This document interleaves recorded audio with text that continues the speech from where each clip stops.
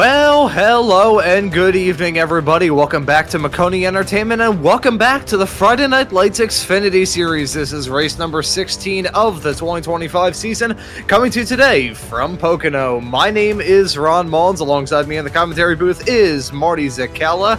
Howie Burrows is our producer for tonight's broadcast. Well, Marty, we head to my hometown track that's about 2.5 hours north of me, Pocono. It is a storied racetrack in the world of American motorsports, 2.5 miles long. Opened all the way back in 1969, the Tricky Triangle is one of the most fearsome tracks in all of American racing, but it can also put on some absolutely brilliant racing. They don't call it the Tricky Triangle for nothing, Ron. 3 corners, 3 distinct, unique corners. Turn 1 representing Trenton. Turn 2 exactly similar to Indianapolis after you go down the Long Pond Straight. And then turn 3 resembling banking, similar to the Milwaukee Mile. You really have to have a balanced setup here tonight, in my opinion, if you want a chance at victory lane tonight.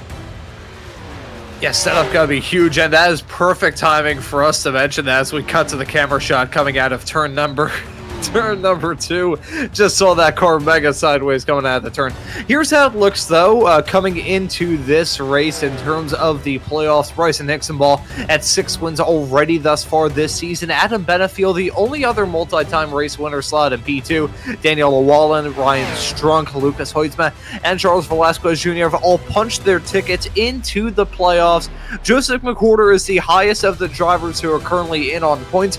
Mark Padgett, on the other hand, is the last driver in on points at the present moment, slotted at 12th. Has a pretty big cushion between himself and Kirk Mills in P11, but not a lot between himself and Tanner Marty, who is the first driver out. So 18 points is the difference when it comes to the playoffs. And as we are in the summer, we really have to think about how those playoffs are going to shake out as we get through the summertime. Today, officially, at least here in the U.S., is the first day of summer here in 2025. And it's the crucial season here, because come time for the end of it, we're going to be thinking about playoffs, and we will have a lot of things to worry about if you are one of these racers, or if you're us on the broadcast having to work out all the math and all the championship situations. So, with all that being said, we can jump into the starting grid for this 100-lap long race that we have in front of you all here this evening. And it's going to be Jonathan Delaney in the number 6 car starting this race from the pole position. Adam Benefiel going to join him on the front row.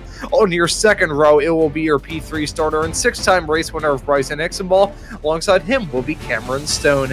In P5 and P6, it is going to be on your third row, Noah Woods and Hunter Truell, the 68 and 71 cars respectively. You can see that was the difference between the drivers qualified within a half second of our pole time and those who are out of it.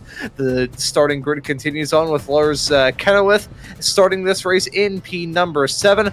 Alongside him will be Joseph McWhorter in P number 8. And rounding out your top 10 will be Robert Miller and Mark Padgett.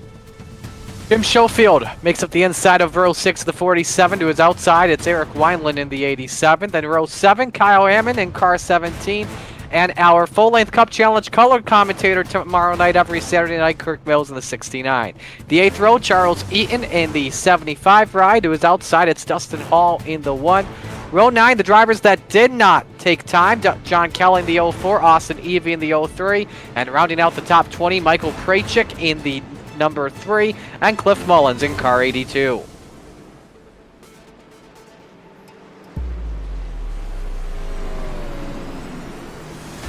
Tim Phillips and Mason Lowry make up row number 11. Then you go to Daniel Llewellyn and Steve Benjamin, row 12. Jason Taylor and Daniel Llewellyn on row number 12. The 13th row, Steve Benjamin next to Dave Hoytsma. The final row this evening, Brian Wortman and Rory Collins, 28 cars taking the green flag. In fact, we actually have no call for Jason Taylor to green, so it's right now 27 make up the field this evening. And should be noted that Jason Taylor is in race control for this series. And should be noted that I am an absolute dunce already. I had my microphone muted as I looked through the drivers starting outside the top 20. I apologize for that, guys. But here is the race analysis. As I said, 100 lap stages coming at lap number 25. And the end of stage 2 coming at lap 50. 4 tire changes, 5 total sets allotted to these racers. And as is the usual case here in the FLCC World 17X, the usual usual disqualification limit going to probably play a factor in this race that we've got here this evening. 250 miles at this a tricky triangle, one of the most storied racetracks in all of American racing, but one of the toughest as well. You don't have banking to help you out. You've got to have a good driving car and just have the stones to be able to wheel these race cars around this track as quickly as you can for the next couple hours. Got some drivers looking to punch their ticket into the playoffs, others looking for their third win or maybe even a little bit more if you're Bryson Hixenbaugh. The green flag is out and the drivers are on their way. Maybe a penalty for Benefield right off the start. I think that may get cleared by race control, but as they head their way down the start-finish straightaway off into turn number 1, gotta be a good start from Delaney in the 6th as he still holds on to the lead on the inside line. Very tricky on restarts here. When you go into turn 1, drivers will love to fan out 3 and 4 wide. Bilal is double file as you start to approach a tight Indianapolis turn 2. Benefield trying to grab second from Hixenbaugh. Plays it safe than sorry, but it's still dealing with company from Noah Woods in the race for 5th. Looking at these racers as they head their way around this racetrack, still down into turn at number 3.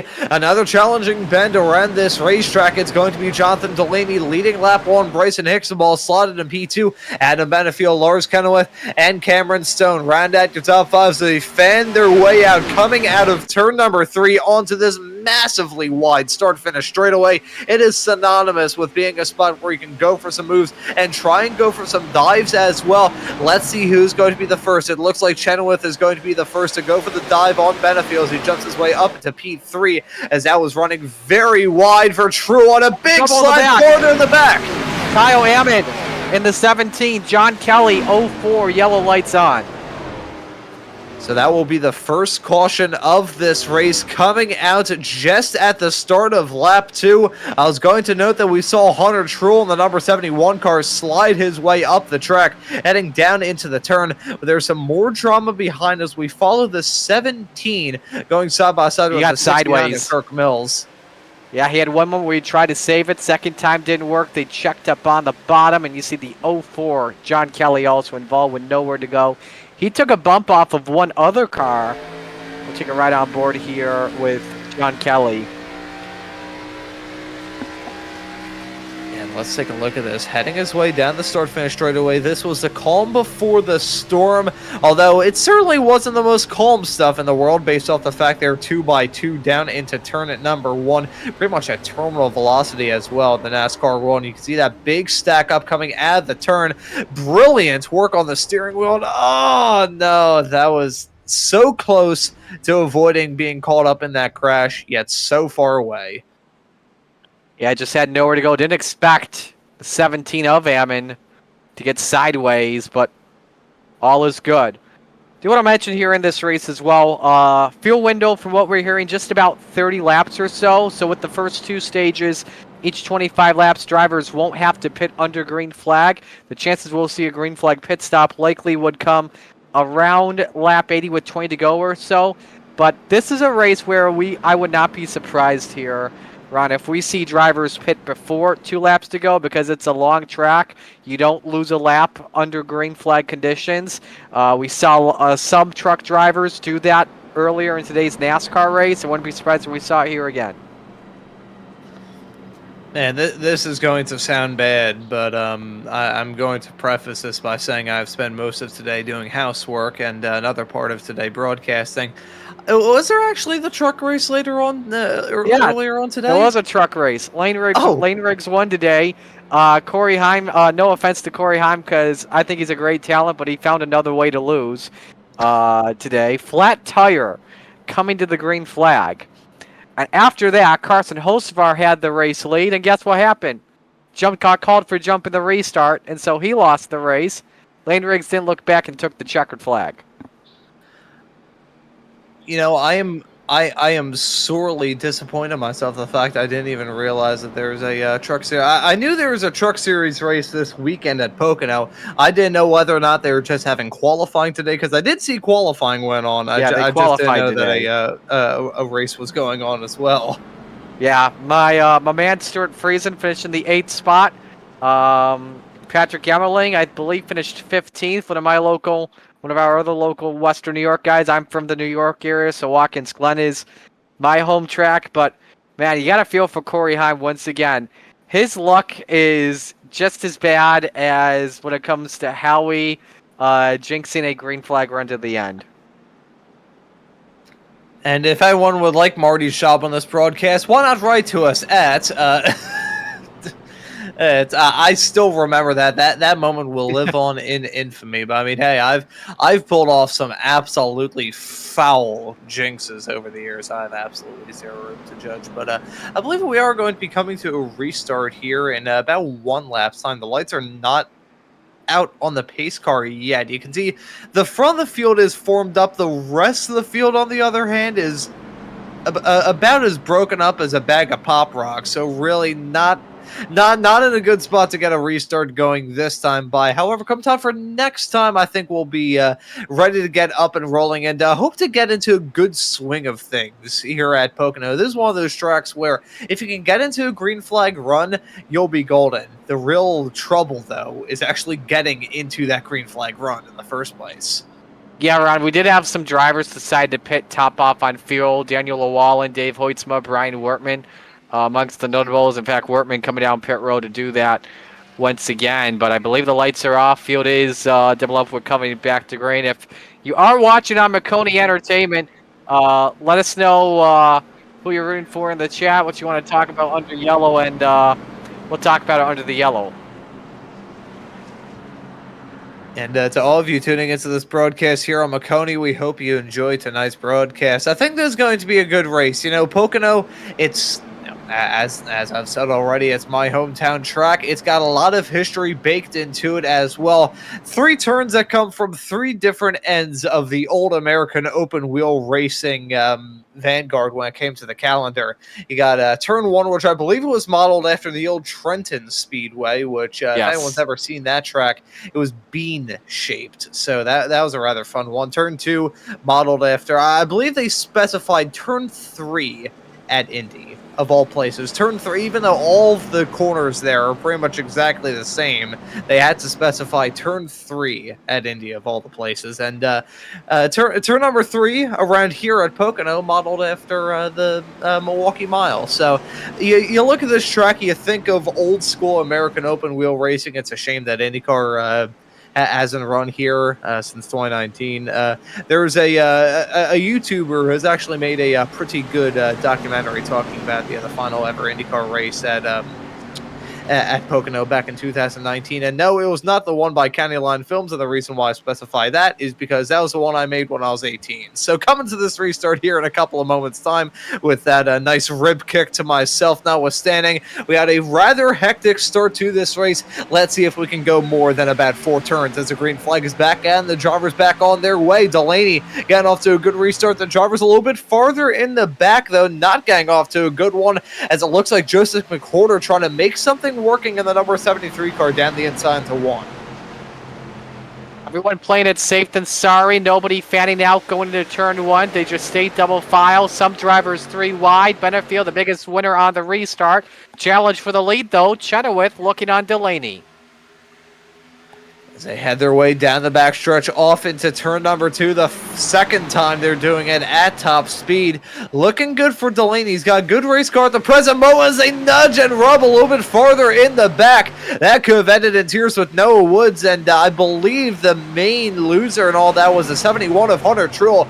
He's dropping down like a stone thrown into a pond. Let's see how he's going to shake out. Currently stuck on the outside. They had their way off through turn at number 3, but Delaney going to be leading the first lap after the restart. That number 6 car looking good on the short runs. Let's see how he'll be able to do when it comes to some long run pace here, if we can finally settle into some sort of groove here in this race.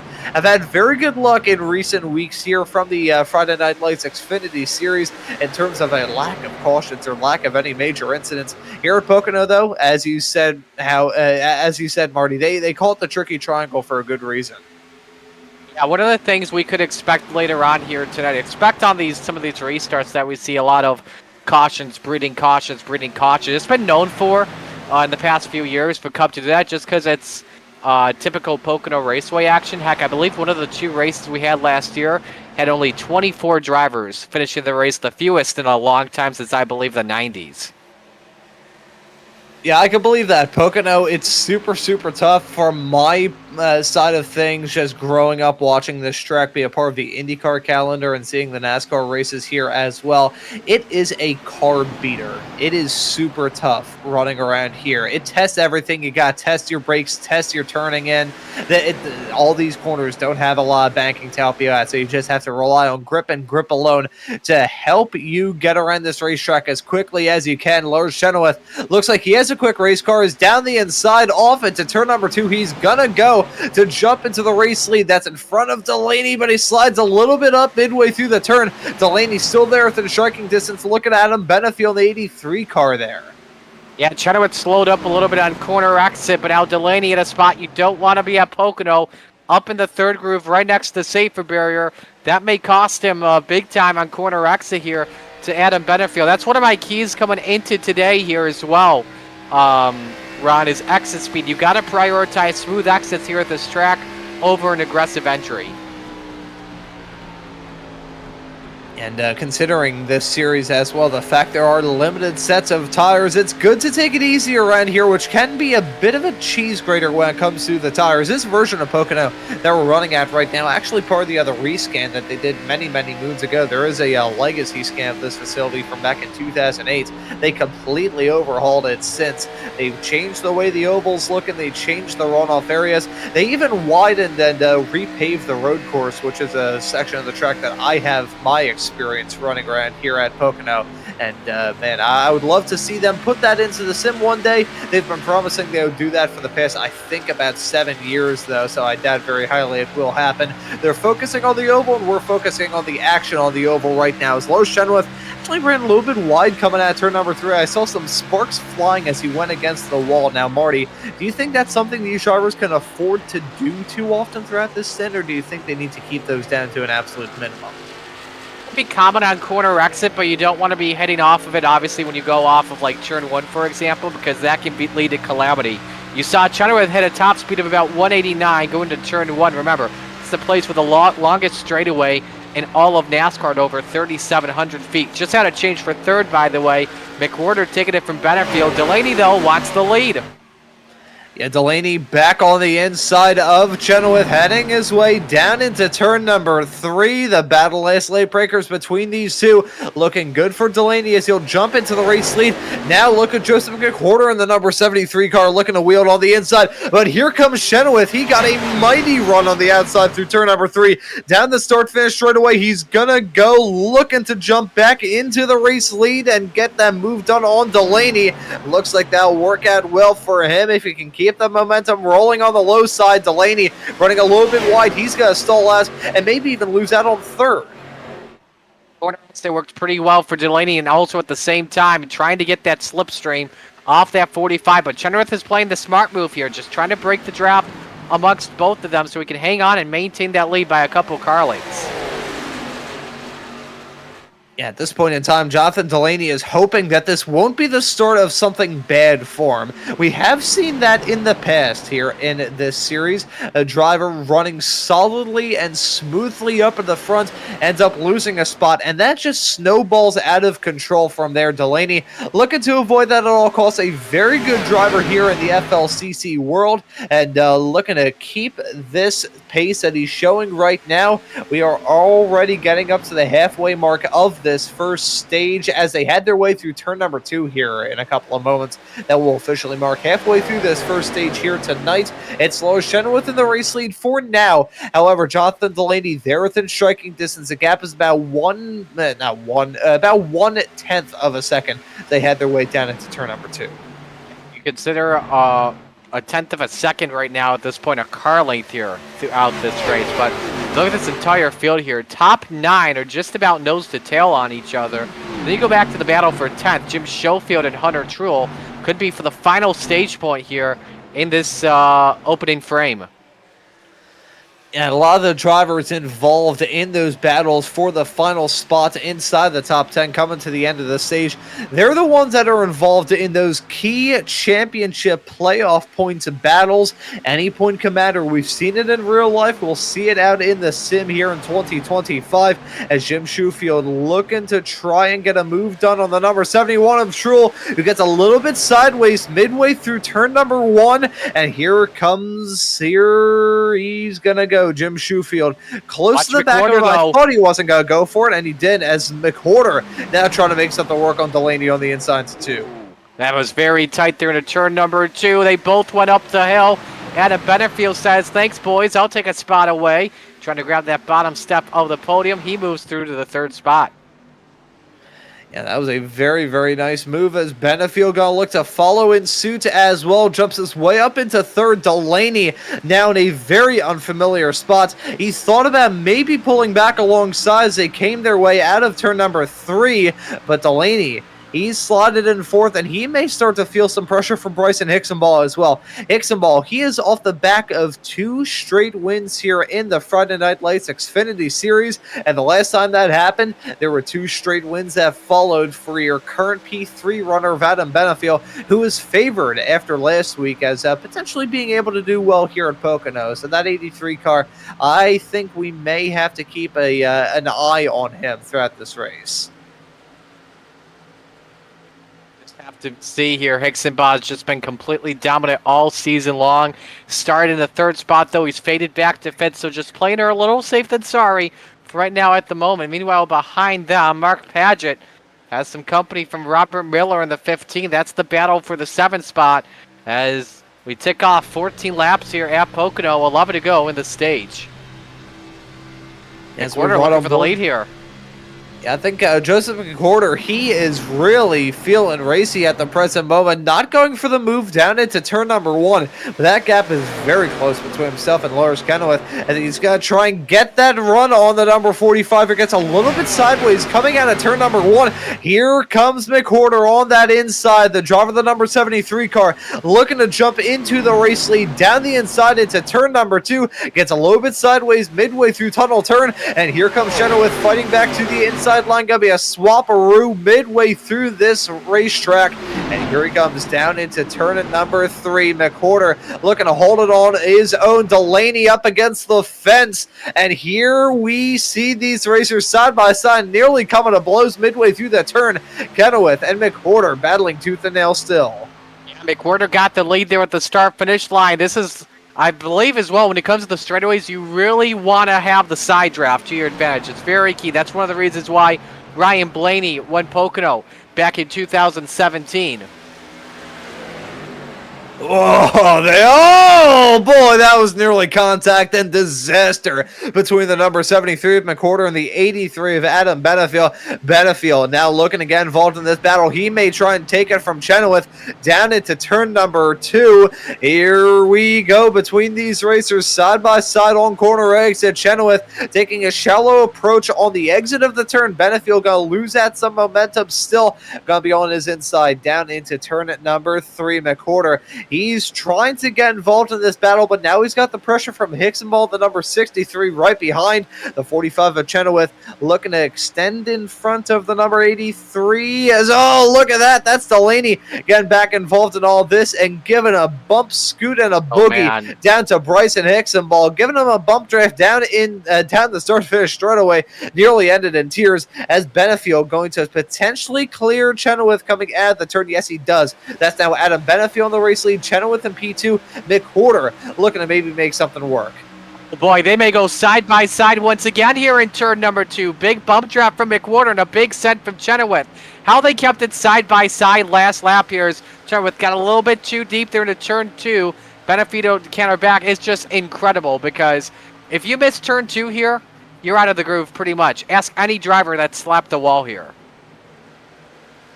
I would say probably turn number 2 is one of the toughest corners around this racetrack because you've got the bump midway through it. It is tunnel turn. You got the tunnel coming into the track that's right underneath the racing surface. Super tricky to try and nail it down through there. And basically no room to run or hide on corner exit either. You hit the wall, you're done. You're probably going to get hit by another car. That was Chenoweth getting that move done to jump his way up into the race lead side by side between the 63 and the 73. That's McWhorter and Hicksonball. I'm liking what I'm seeing from Hicksonball right now, still running solidly inside the top 5, slotted in 4th, not really forcing the issue too much, and he's keeping himself calm, cool, and collected, which here at Pocono, I think remaining like that is going to be huge, as look at that, that was a huge moment from the 45, here comes the 83 of Benefiel, and here comes the 6 of Delaney to the back bumper of the 83 to give him a nice assist down into the turn. You also missed another close call. Cameron Stone lost a lot of track time in turn number 2 and just about checked up Robert Miller on back. Still on board the 63s. He's watching a great battle for the race lead. 4 cars put him all under a blanket here into turn number 1. Who would have thought that this was... Oh, big wreck for the 6 of the wall hard. Jonathan Delaney up in the hill. Holy smokes. Nobody hit him. Everyone just steamed past him. And the fact that the number 6 of Delaney did not get T-boned is an absolute unbridled miracle. Let's take a look at this replay. It all started really coming out of the turn. You could see the 45 in the draft, the 83 hit the wall on corner exit, bounced off into the side of the 6. Still side by side though. I think the 6, if that contact didn't happen, 45 probably would have ended up being well clear of all that. Now you could see contact being made. It was a sandwich involving the 83 of Benefiel, the 45 of Chenoweth, and the 63 of Hicksonball, and they bounce off into the side of the 6 of Jonathan Delaney, who frankly has every right to be upset. And oh my goodness, that right there was Hunter Trull. That had to have been a matter of millimeters, not even inches. Code Brown moment for the 71. Let's take a ride on board here. I believe this is with Trull in the 71. Just wait to see how close this was. I believe Eric Wineland as well. The 87 also had a very close moment too.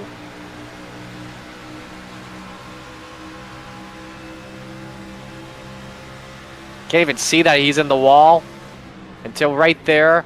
Gotta take action there. Man, oh man.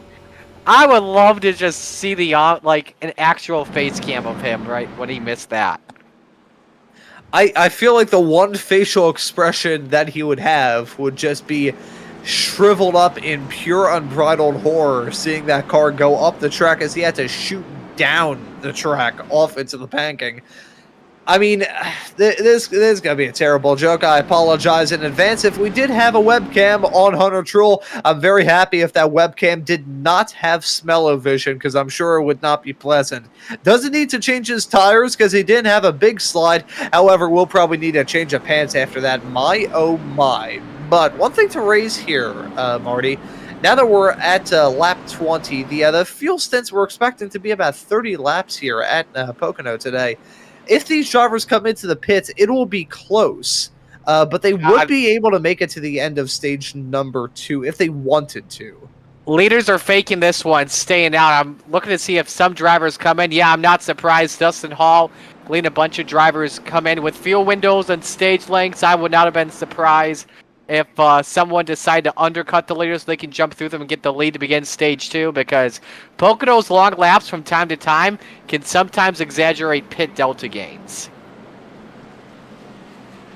Yeah, I think the fuel strategy going to be super important in this race. These drivers have a good opportunity to maybe do a little bit of fuel saving. Certainly will under the extended cautions that we have here at Pocono, and coming to the stage break here at about 5 laps time. Now, reminders, anyone who hasn't tuned into the series before, and I will say this before we get right towards the end of this stage, the stage breaks will not come until the end of that lap. So let's take lap 25, for instance, the end of stage 1. We will end stage 1 at the end of lap 25. Not at the beginning of it, the end. So when we come on to lap 25, it will be 1 lap left in the stage. When it comes to lap 26, we'll probably get a caution once the final car inside the top 10 crosses that start-finish line to begin that lap. So quick little heads up to anyone who hasn't tuned into the series before about how the stage procedures usually work here. And it's certainly caught me out before, and it is... I mean, in how close some of these battles have been, 1 lap could really make a world of difference. Absolutely can. So I believe we'll have 3 laps to go when we come back to green. Race off pit road, for those who were wondering. Mason Lowry taking the win. Looks of it, I'm seeing 2 tires on the number 42. Noah Woods and everybody else on back just basically did 4 tires. Dustin Hall stuck on pit road a little while. I would have to guess that he sped under his pit stop. So,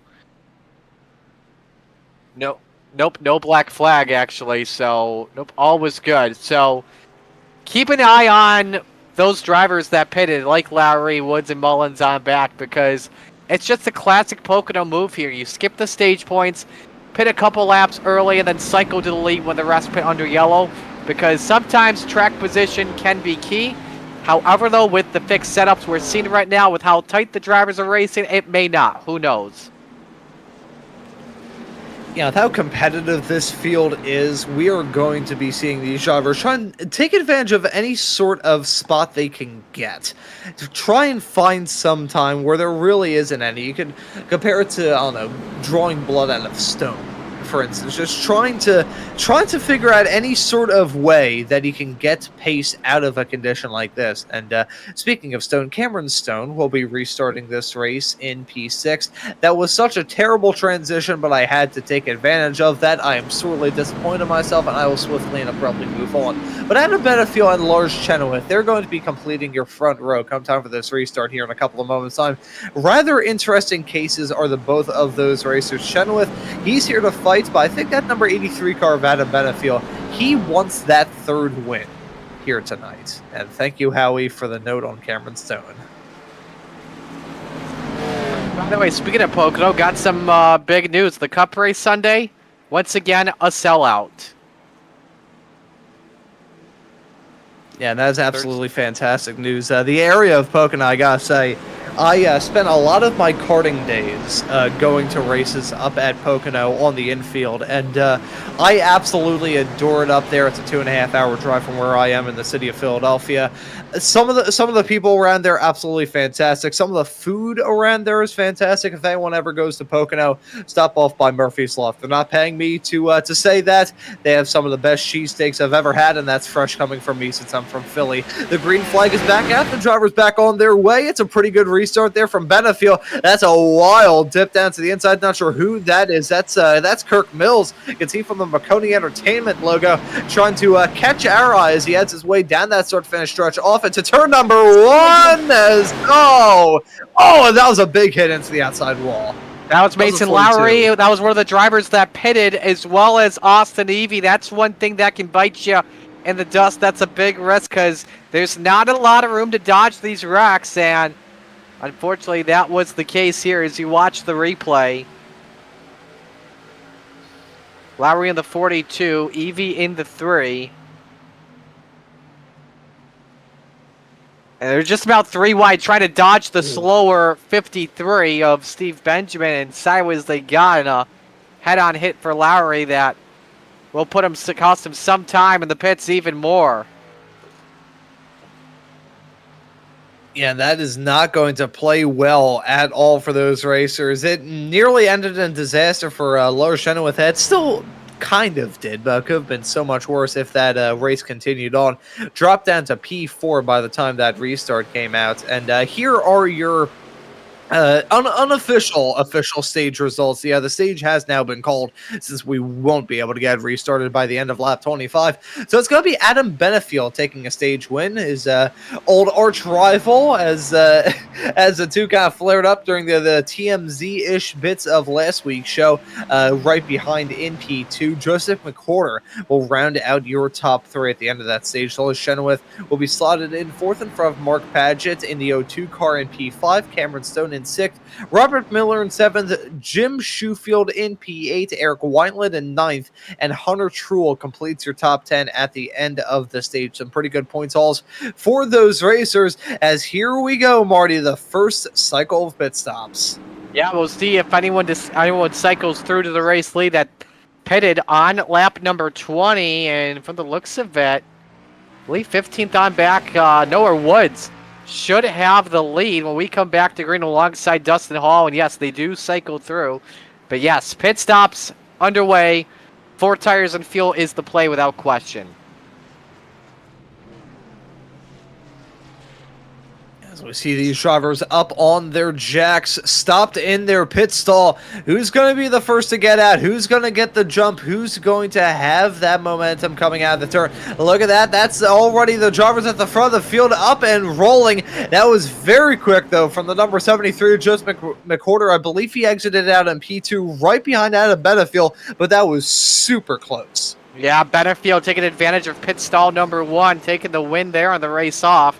Followed by McWhorter, Hicksenbaugh, Padgett, and Cameron Stone, the top 5. I believe this is a replay of the race off pit road. Way too close to call on board with Joseph McWhorter. I think this is an angle from the pit exit line. Nope, this is McWhorter on exit. We'll watch from the roof cam. This should give us a better idea of Benefield beating him out. I wonder. That was a very... Oh, that's a hairline right there. Oh yeah, that was super close between McWhorter and the number 83 of Benefield. I gotta wonder though, McWhorter, as soon as that car was dropped off the jacks, he gunned it. I wonder what sort of fuel strategy he's going to be playing, because as we talked about, the drivers can probably make it about 30 laps on fuel. These first 2 stages, they're 25 laps each, so you don't need to have a 100% full tank of fuel to be able to make it to the end of the stage. I wonder if that was what the number 73 was trying to work at there. Marty, you said a little bit earlier on how important the track position game was potentially going to be in this race. I think we just saw that get proved based off the fact that McWhorter was like, you know what, screw it. I would rather have to maybe do a bit of fuel saving under yellow, but still be okay to make it to the end. I'm going to, as soon as I get dropped off the jacks, I'm going to go for it. I think that really proved the point. Let's watch closely now here, Ron, and see how the top 3 play out, because they pitted 4 laps earlier under that last caution. However, though, there's no green flag laps since then, because that restart led to a caution flag in turn number 1. So it's pretty much just about going to be an equal playing surface for the entire field. So Woods, Hall, Evie somehow restarting in third. I'm not too sure how after being involved in that caution flag. But your front row, keep an eye on both Hall and Woods. I think they're in prime position. Now the question's going to be, do they go for the stage points, or do they decide to flip once again and get that track position to begin stage 3? I think right here at the end of stage 2, looking at long term, I'm trying to flip that track position over if it goes green the way. Yeah, I think we're going to see a medley of different drivers going for different strategies. We're going to see those who are going to prioritize just having a good points day, maybe go for a bit more of a conservative approach. Then we're going to see those drivers who are... I mean, we're still rather early on into the summer season, but we would be lying if we said there weren't drivers who... They need to really make a big swing at it to try and make it into the playoffs, which is, at the end of the day, the ultimate goal that everybody has here in this series. So those drivers that are well outside of the playoffs, they're probably going to make a big swing at it. As much as it may not be a plate race, as much as it may not be a road course race, Pocono is as long as Daytona and as challenging as Watkins Glen. So these drivers, they can have the same amount of chaos at this race as the other ones are, as a green flag is out for stage 2, and the drivers are on their way down that start-finish straightaway. Noah Woods looking to hold on to the race lead for as long as he can, as here comes the number 83 of Adam Benefield, looking at something around the outside of the 03 of Austin Evie, as McWhorter's looking to get something done on Benefield. Stone thought about throwing the needle 3 wide, lifts out of it, but Evie, with the damage he suffered under that yellow, just stacking this field up. Like, this is not what McWhorter wants to be at the moment. The top 2, Woods and Hall, pulling away. They're going to think they lost an Evie a Christmas present a little bit early here, as another bumper from Benefield towards the 03. This may end ugly here. Yeah, I was just going to say that, Marty, when you see situations like this of a driver really caught up in the midst of a hornet's nest, you're going to see stuff hit the fan. And we nearly saw it coming out of turn number 3 as the drivers fanned out, no pun intended, heading their way out of the turn. It's still those two running a rather uncontested, Noah Woods and Dustin Hall in P1 and P2, Joseph McWhorter essentially in no man's land. However, you compare the number 73 of McWhorter being a no man's land to this shot of the 03 of Austin Evie, who is now going to fall outside of the top 10. I could best compare this scene that we've got right now at the 03 as being at the epicenter of a Walmart parking lot on Black Friday. Trying to get that brand new 4K TV as you had Hall and Woods watching them go for the race lead a moment. This is Cameron Stone trying to take 5th off of Mark Padgett here off of the Milwaukee corner. They nearly come together as Stone went up the track. Again, you really want to prioritize corner exits here. However, those Stone edging out for the 5th spot at the line. Something, too, I do want to mention here as well. You were talking about a refresh. This is actually the latest refresh from this past weekend's update. I can tell, too, Ron, because they've got the broadcast logos on them.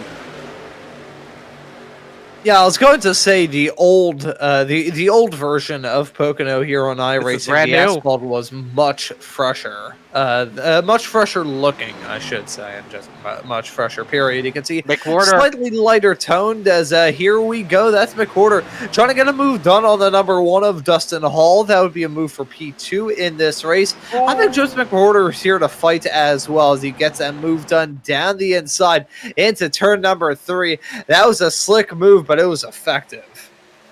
He just had the quickest lap of this race as well to 54.55. That time by another 54.55 for the driver, the number 72. Actually checked that 55.02 last lap. So it seems from the looks of it, the 4 laps of fresher tires playing to the edge of McWhorter, getting past Hall with no issues. Last lap going to turn 2. Hall threw a block on the 73. Let's see how much he closes in on Noah Woods this time. And Joseph McWhorter, at the moment, he is looking to be able to finally punch his ticket into the playoffs. We talked about this when it came to the playoff window a little bit earlier on during this broadcast here on Maconi Entertainment tonight. He is the highest of the drivers who are only out on points right now. He is 190 above the playoff cut line. However, something like that, considering the amount of races left to go here in the regular season, that can disappear in the blink of an eye. So I think McWhorter, he's saying, you know what? I like the point situation I find myself in, but I can afford to risk it for the biscuit or risk it for the Triscuit if he's feeling the low-calorie option. McWhorter has the opportunity to say, you know what? I want to be in the playoffs for certain. I want to get that win. I want to go out there and go trophy hunting. McWhorter looking to maybe do that here at Pocono as it's now 1/10 of a second with himself and Noah Woods, and he's going to try and go for it. He thought about going for it around the outside out of turn number 1. That would have been some gutsy stuff, but taking that run and saying, you know what, thank you very much. I'll take this inside move down into turn number 2. That's McWhorter now into the race lead. Noah Woods still there within striking distance, but McWhorter gets that done with authority. It's a little straightaway over-under action, I guess you could consider it there. McWhorter to the point, and now just starts to pull away. The 4 laps of fresher tires being used to his advantage, and we could say the same as well for the man in 3rd, Adam Benefield. And how about that? He's brought the rest of the field behind him. They're starting to close in on the top 2 drivers. When they were battling for the race lead, they closed in a lot. How about this? Benefield quicker than Woods by just about 7/10 of a second, and also better than McWhorter by 2/10. As we see these racers battle at the front of the field, I think what we're seeing right now is a bit of a convergence. We're thinking, okay, it was starting to spread out. Now, on the other hand, now I think the opposite is the case. I I really do not want another week of having a driver contending for the win with connection issues. McWhorter blinking in and out of existence there. You know, if anyone has ever been up by Pocono Raceway in the AM, yeah, you can confirm, as I can, having spent enough Pocono mornings myself, that it gets incredibly foggy up there. Something's wrong with McWhorter. He just smacked the wall heading his way down the start-finish straightaway. Something is big with the 73. Nah, he didn't smack the wall. Oh, no, he did, actually. You're right. I thought he was trying to break the draft. On board with him. But he lost a lot of time. Woods and Benefield too. Like, look how much right wheel he had to put into that. That's something you don't see often for Pocono. And then I was fully expecting, like, okay, maybe the camera angle was just doing it a little bit iffy, but no. Yeah, I thought he was trying to break the draft at first. Yeah, no, that was rather bizarre. I was thinking, like, okay, I think he caught the grass in turn 3. That's what may have happened. yeah, potentially. I mean, the slide through the turn, that was bad enough. He's still in the race lead, so he's gotten away with one there. But that wall tap, the after the fact wall tap, that was, I'm not really sure how to describe that. That was just bizarre. I'm just looking back at it once again. He didn't catch the grass or everything. I think there's a slight little bump in turn 3 out of that, or he hit those rumble strips. It just cost him a lot of time. Change for second. Benefield past Woods. And how about Cameron Stone? After nearly a tough end to stage number 1, he's rebounded up to 4th. And Cameron Stone, after being the victim of one of the worst puns I've ever made in my entire iRacing broadcasting career, still running solidly inside the top 5, and may try and get a move done on the likes of Noah Woods, Adam Benefield, and maybe potentially Joseph McWhorter if he's failing up to it. Here comes Cameron Stone down the inside of Woods into turn at number 3, and that will be a move to jump into P3 for Cameron Stone.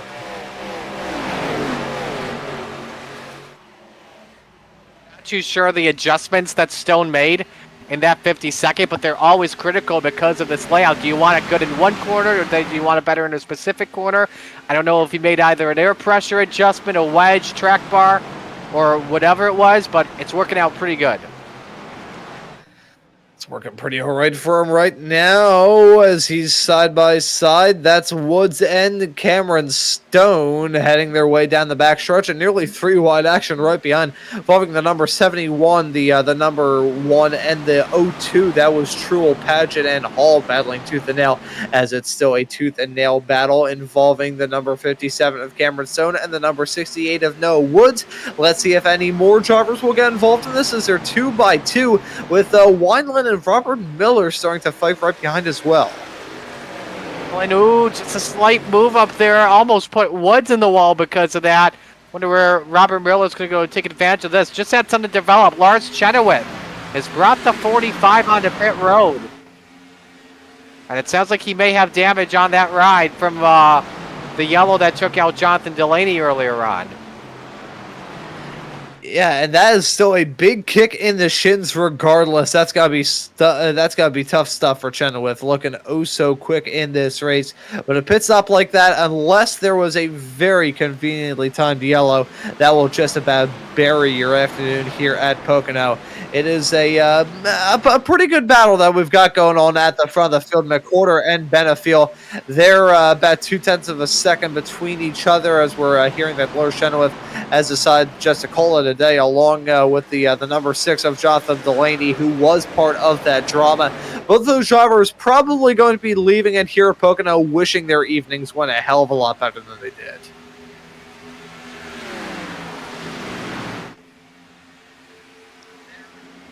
You can see a bit of a break that we've got going on right now between the number 83 of Benefield and the number 57 of Cameron Stone. It's not a break, though, between the 73 and the 83 of Benefield and McWhorter. It's practically nothing between those drivers, really, as they had their way down the backstretch off into turn number 2 right about now. There we go. You see them turn off the banking down into the turn.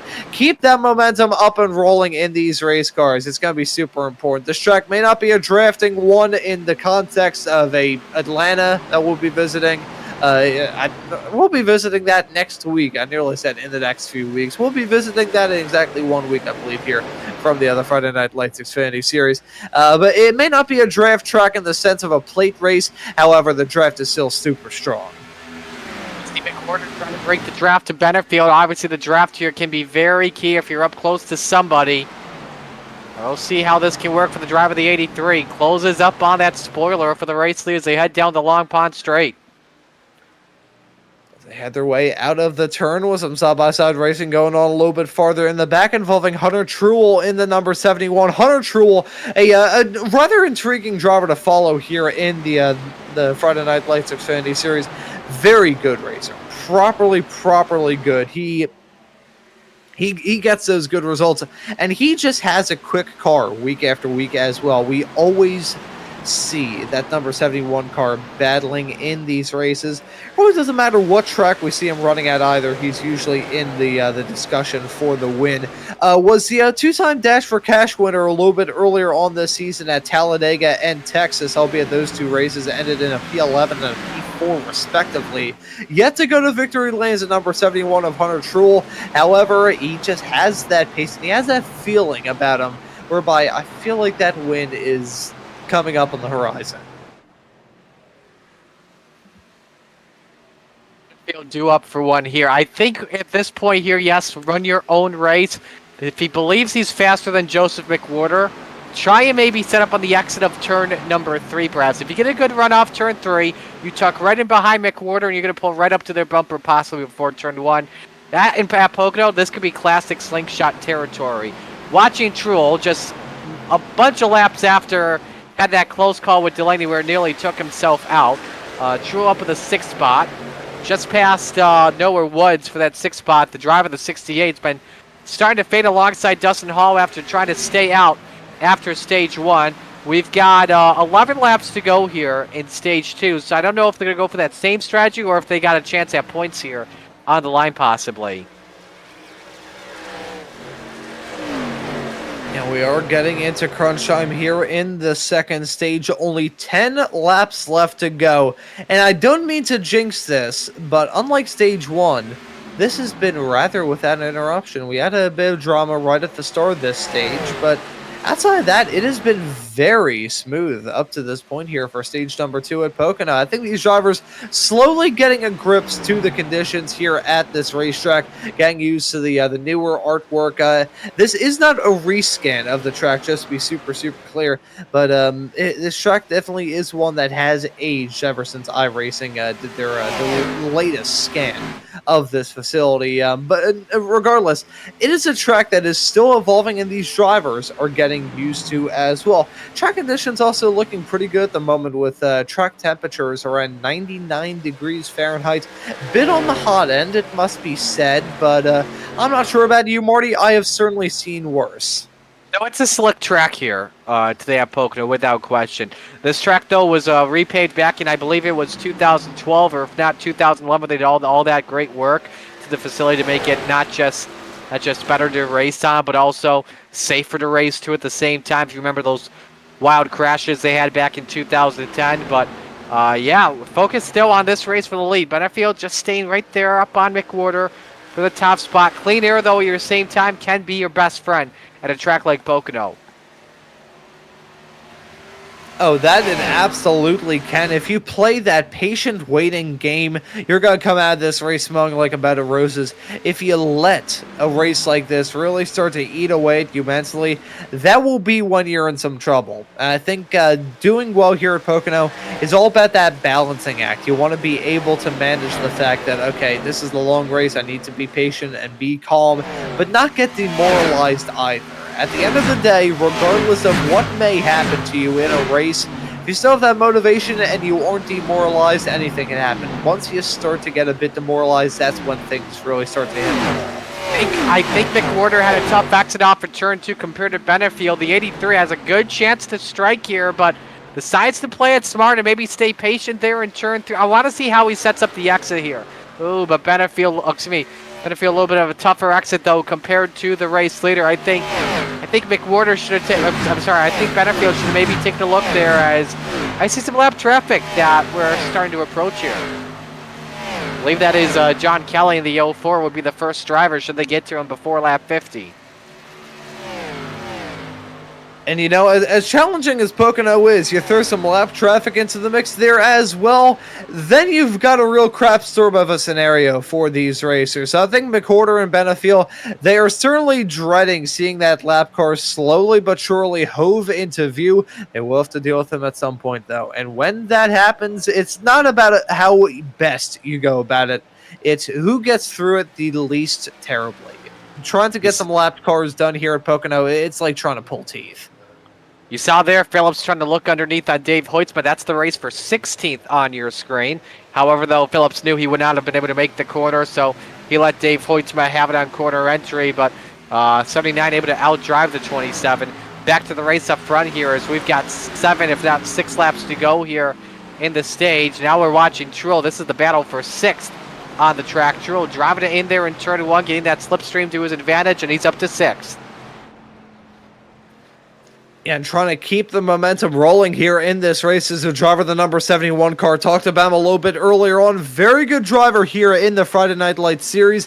Just not able to seal the deal yet. Keyword being yet here in the 2025 season. As that's a bit of a sideways bobble there from the number 73 of McWhorter. That may be the shot that the number 83 of Benefiel is going to try and take. He doesn't go for it down into turn number 3, but he can see he's basically right at his back bumper. Got back on the gas there perfectly. Benefiel should go for the slingshot here as he goes down the front stretch.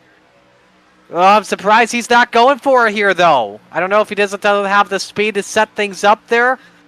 Is he going to try around the outside? No, he can't be trying the over-under, possibly.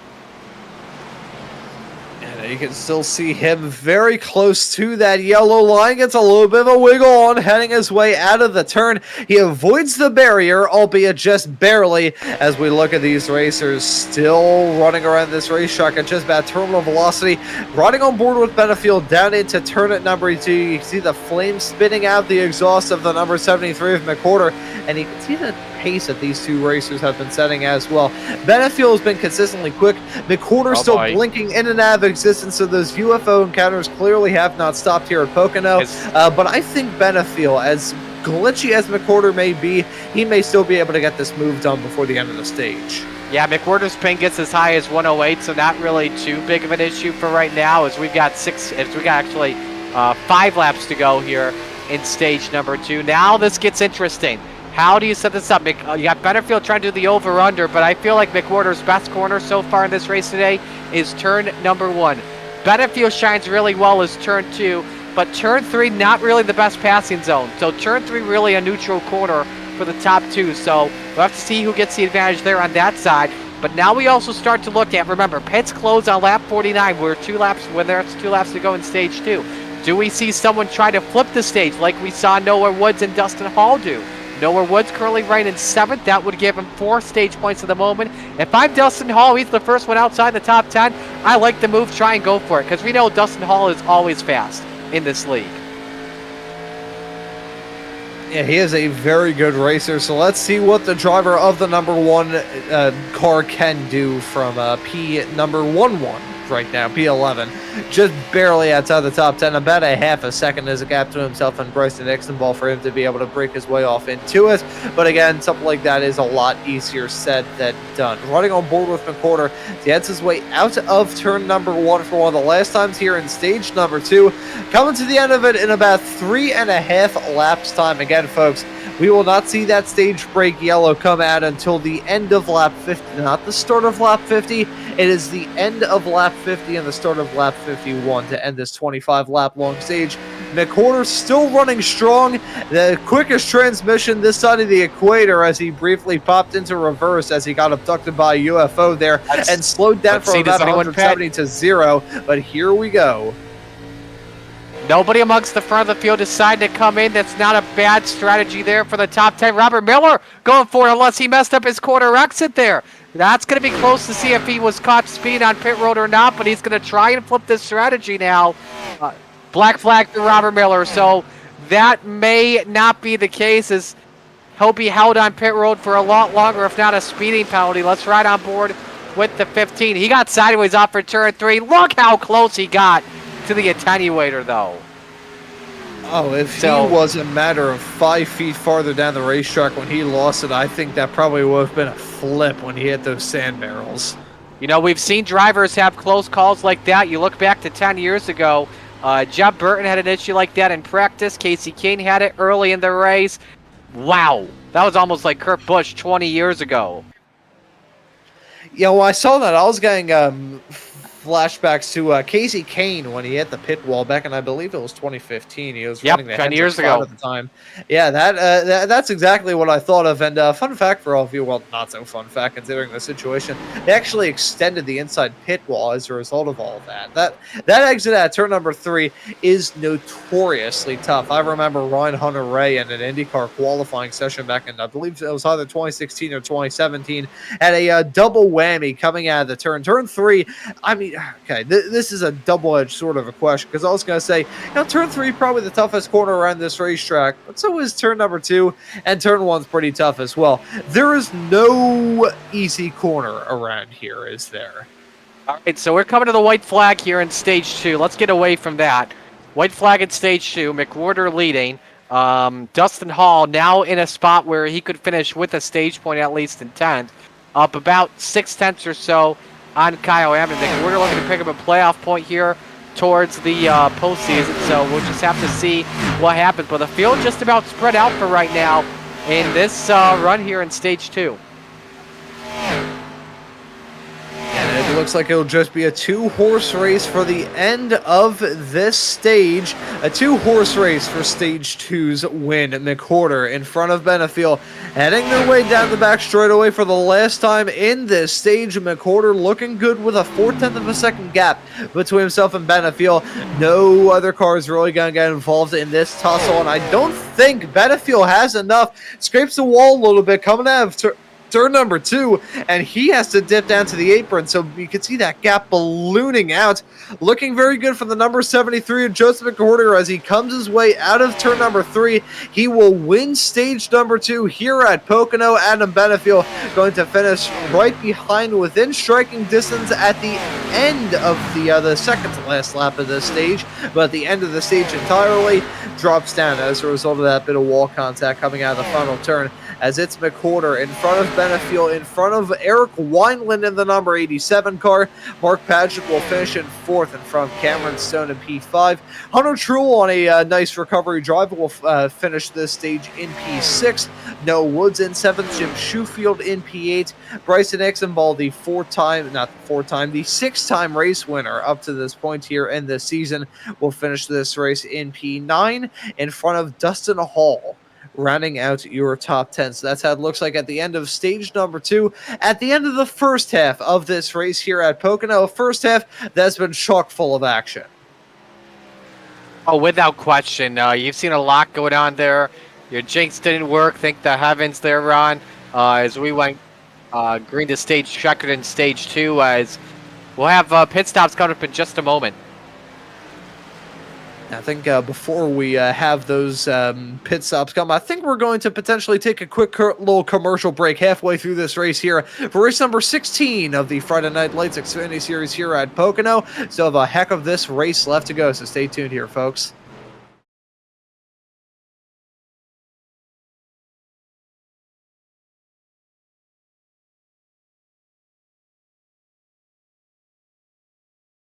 Maconi Setup Shop. We now provide the best of the best in setups, paint schemes, coaching, broadcasting, and event organization.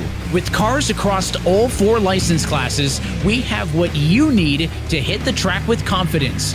Grab a subscription and save money while going fast at MaconiSetupShop.com/subscriptions. And remember, at Maconi Setup Shop, there are setups, but your victories.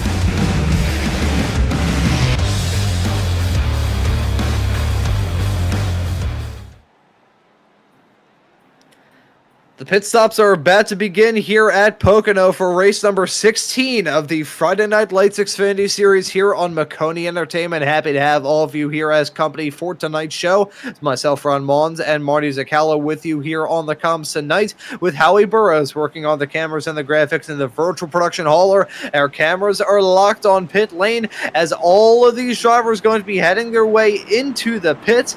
The fuel window here for these Xfinity cars lasts about 30 laps, so they will have to come in yet again between now and the end of this race in 49 laps time. McWhorter, though, our Stage 2 winner, got lead them down to the pits here, Marty. 4 tires and fuel is the name of the game here once again. Just hope you don't get caught speeding on pit road, or else you'll head tail end with a longer pit stop here this time. And don't want to pick up any sort of penalties in the process of that, whether those being self-inflicted or otherwise. Super big kick in the shins. Have something like that happen to you at this point in the race, and these drivers got to look to avoid it at all costs, as that was the 73 of McWhorter, always lightning quick on pit lane. He gets out with the race lead. P2, on the other hand, did the number 87 actually beat our at one point race leader of Adam Benefield? It looked rather close. I think he did. That's a big win for Wineland there to move up to second. They'll have track position here on this restart, so we'll see what happens. And with this restart that we have coming up, we got to wonder what exactly we're going to get here in this final stage. You know, stage 1, it was chaos. We had some incidents throughout. We had some drama. Had a small little green flag run, but outside of that, it was just rather hectic affair. Stage 2, on the other hand, despite the fact it started off even more hectically than stage number 1 did, with a rather early yellow down into turn number 1 right after the restart, they pretty much ran the rest of it green. So I wonder exactly what sort of racing we're going to get here, Marty. Gonna be very tough to see. You know, obviously this is obviously always stage 3 the longest stage, but I said pre-race that we could see one green flag pit stop here in this stage. With long laps here at Pocono, the undercut can be very powerful. Now the window opens on lap, I'm going to go lap 75 because you want to play an effect just in case for overtime. But the undercut, very powerful. You can gain major time if you pit even one lap before someone on worn tires. But the risky move is a caution during green flag stops can trap you laps down. And then obviously also if someone behind you has a lot more tires, because we saw 4 laps didn't cut it, that could really pay big dividends in this race. I gotta wonder, you brought up a good point there, Marty, talking about the possibility of maybe having a green-white checkered at the end of this race. These drivers do have green-white checkered attempts allotted to them, only 3 if my memory serves me correctly, so don't really have a little wiggle room here. So if you do get into that green-white checker territory, not only do you risk running out of gas, but you also just risk throwing your race away in the heat of the moment, which happens in real life, happens in the sim as well. Everybody has their moments of being caught up in the red mist, and despite the fact the usual thing on order is gray mist from the low clouds here at Pocono, the red mist can still be huge.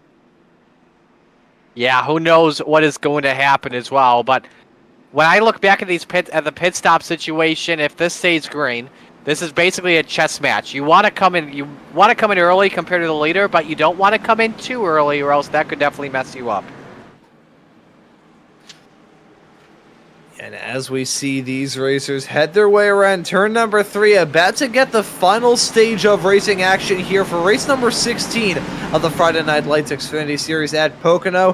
Who will come out of this stage victorious? Who will be able to hold their own? That number 87 of Eric Wineland, he's peaking at the right time. The number 73 of Joseph McWhorter, I would say, is probably the most consistent force, but hey, we've still got a lot of big question marks next to our fill-in-the-blanks here, as we have the green flag out in the final stage, and we are racing yet again. That's Hunter Trull trying to swap sides down to the inside line off in into turn number 1. Currently found himself in P5. Kyle Ayman and Cameron Stone battling tooth and nail right behind. The racers just about heading their way off through turn number 1.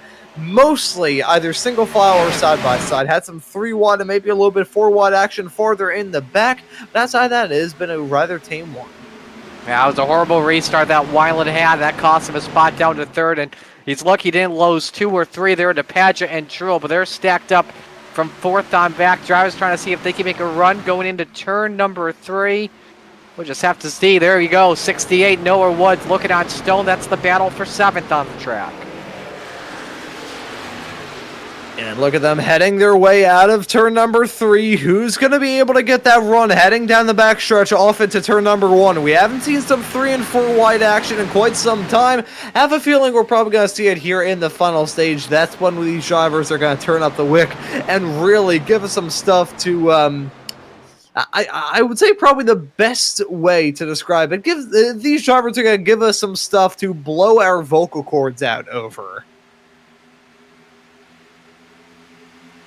Yeah, hopefully that's not the case. I personally need to save my voice for tomorrow, as I got to go actually call a race in real life. So I'll save that to you. So, but you got Padgett closing in on Truel. Race for the 4th spot. Right now, your closest battle on the track, while the top 3 just about equidistant apart from each other. Truel tough exit off at turn 3. Just should hang on to the spot for now. Behind them for side-by-side. Mike Prachik trying to get Mullins for 10th. And whoa, look at that's in front. Oh, I don't have a good feeling about that at all. That is some massive blocking. Heading down that start-finish straightaway, they fan out yet again and nearly go side by side. That was the number 68 of Woods and the number 17 there of Kyle Ayman. And Ayman... oh, man, that was an absolutely insane block heading his way down there. The number 16 of Noah Woods, not going to be best pleased with the number 17. I can't necessarily blame him, frankly, with those drivers basically overlapped at the worst possible spots. Right front to left rear quarter panel heading through a turn. That, oh, man, they were 3 wide down at turn number 3. Cameron Stone just sent it, and he deserved it to move up to the 7th spot, while Schofield and Woods race for the 8th spot here on this situation. The side drafting works here. At times it can be dangerous, because if you're too close, you lose momentum setting up your turn 1. You've got to time it right for you, or else you'll kill your own run, basically. See them fanning out yet again. Look at Kirk Mills in the number 69 car. Maybe trying to make something work. Currently slotted in P11. Wants to break his way inside of the top 10 for one of the first times here tonight. Let's see if he will be able to get it done. Jumps his way up into 10th right as I say that. Hey, first time I've ever said anything and actually aged well on a broadcast. So chances are probably will not happen for another 16 years. I give it at the very least. Ron, here's the thing. Kirk, I consider him the late race assassin. Look what we had a couple weeks ago in that ARCA practice session in advance of Jeff's ARCA race. He decided to play it safe, and then late in the race, made his way up and finished in the podium in the end. Yeah, that is a fantastic point that he raised there, Marty Kirk. Good driver, good commentator that you can catch over on the Friday night, the sister series, the big sister of the Friday Night Lights series, a full-length Cup Challenge on Saturday nights here on Maconi Entertainment. Kirk's usually on the call with that. Their old pal, Mr. Justin Prince, JP, on the other call for those with DJ Lyons, usually the producer on those broadcasts. Instead, though, tonight we've got the Xfinity Series, and these drivers like to put on a good battle too. 42 laps left to go here at Pocono. Joseph McWhorter in front of Adam Benefield, who's right in front of Eric Wineland. Those 3 drivers looking to break away, but currently it's a 4-car breakaway at the front of the field, with Mark Padgett trying to leave everyone else in his rearview mirror, and Hunter Truel looking to leave the rest of the field in his rearview mirror.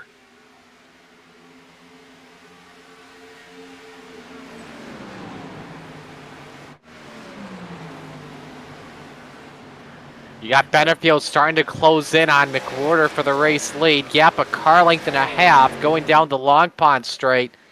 This is a little bit similar to stage 2, but if we get to see this late in the going, the gap may possibly be bigger. But if it stays this close late in the going, I wonder if we're going to see a much more aggressive Benefield here.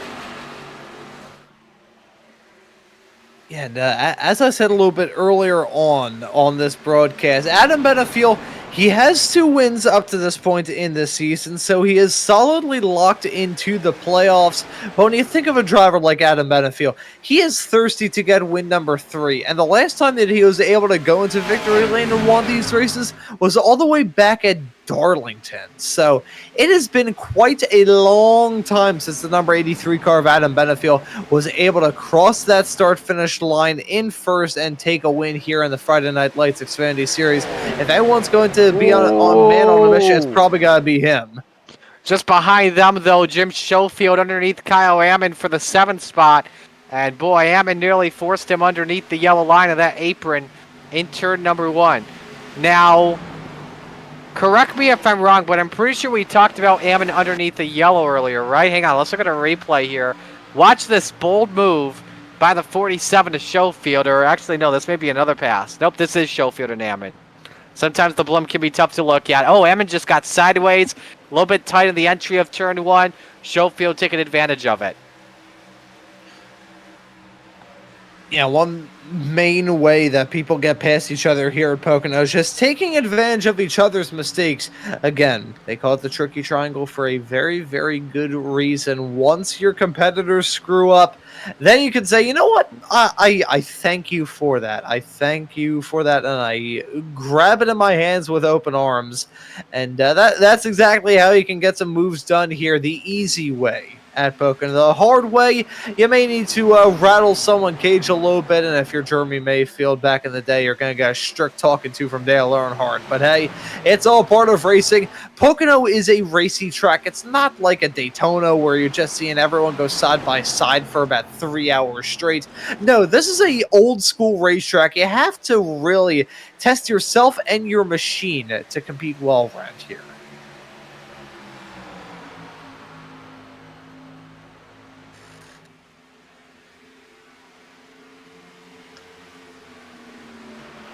You can see the other 3-pack of cars down into turn number 1 and 2. Oh, turn number 1 exclusively here. See, I'm so used to conventional ovals that they're all just packed in together in terms of the turns. No, as I had has 6 corners, Ron. Kidding. Yeah. As 23 corners. I remember when Takuma Sato got involved in a schism at the start of the 2019 IndyCar race, and the track map for some reason made it seem like Pocono had 18 turns. Not really sure exactly what that was. It looked like the straightaways were made out of like jigsaws or something like that. It looked like a giant puzzle piece that these drivers were running around. But to be well, you need to find all those puzzle pieces and put them in the right order. This is a track here where you need to have a full picture on how your car's driving and how you're driving to be able to get the most out of it.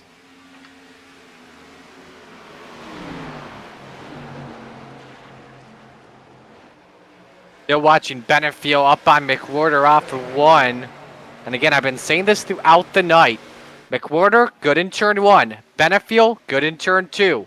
Turn 3, that's the stalemate there. That's going to be really close. It could determine maybe if it comes down to this, the top 2, could determine who wins this race possibly.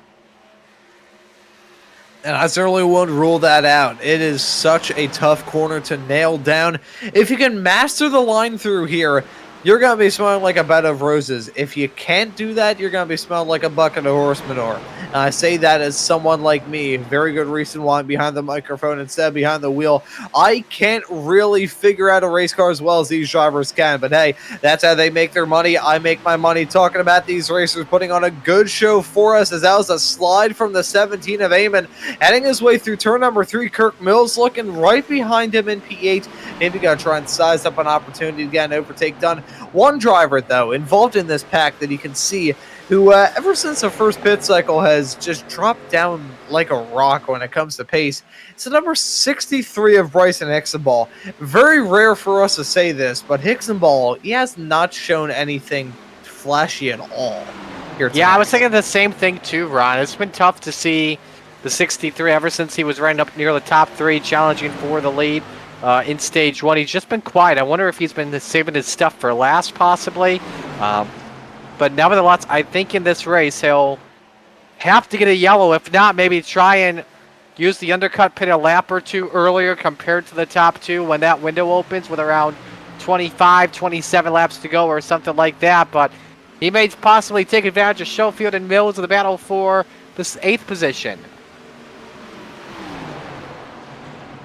As they are side by side down into turn number 1. Hicksonball maybe thought about giving the number 47 to Schofield a bit of trouble down into turn number 1. I think if he did, that probably would have seen all 3 cars just go off the track in a cloud of dust and steam. Instead, Hicksonball still alongside them down into the turn. It's himself and Kirk Mills battling for the final 2 spots inside the top 10, and no Woods there to pick up the pieces as well. This is a race where it is so important just to be there at the end. If you're a driver not looking good in that playoff window, even if you don't win it here at Pocono, you can just be there at the end, get those points, and you're going to be smelling golden. Yeah, you have a good points day. I think go home happy with that without any question. But obviously, you want to make sure that obviously the win is what's more important. So if you're a guy that finishes second, doesn't win, you obviously be disappointed, but if you're a guy that doesn't have a chance when you get a really good points day, I think you'll take that and just move on to the next race at Atlanta. Whoa, hang on there, Kirk Mills. Yeah, that was a code brand moment. If ever you saw it coming out of turn number 1, may need to load up a replay if that's at all possible to see that moment from Kirk Mills. Maybe even an onboard shot just to see him sawing at the wheel of that race car as he headed his way out of the turn.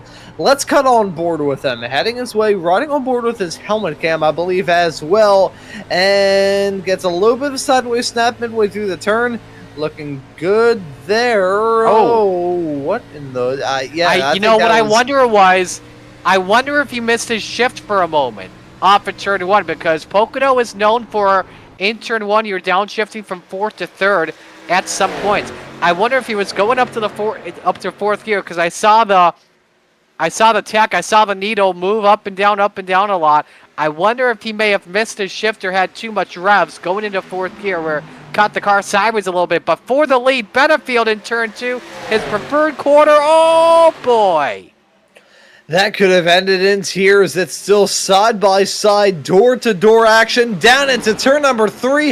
And McWhorter looking to keep that momentum rolling on the high side. The number 83 of Benefield looking to jump into the race lead. He clears them just barely midway through the turn. But McWhorter got to fight back and come to blows. Contact being made down the start-finish straightaway. That nearly sends the number 73 of McWhorter into the inside wall.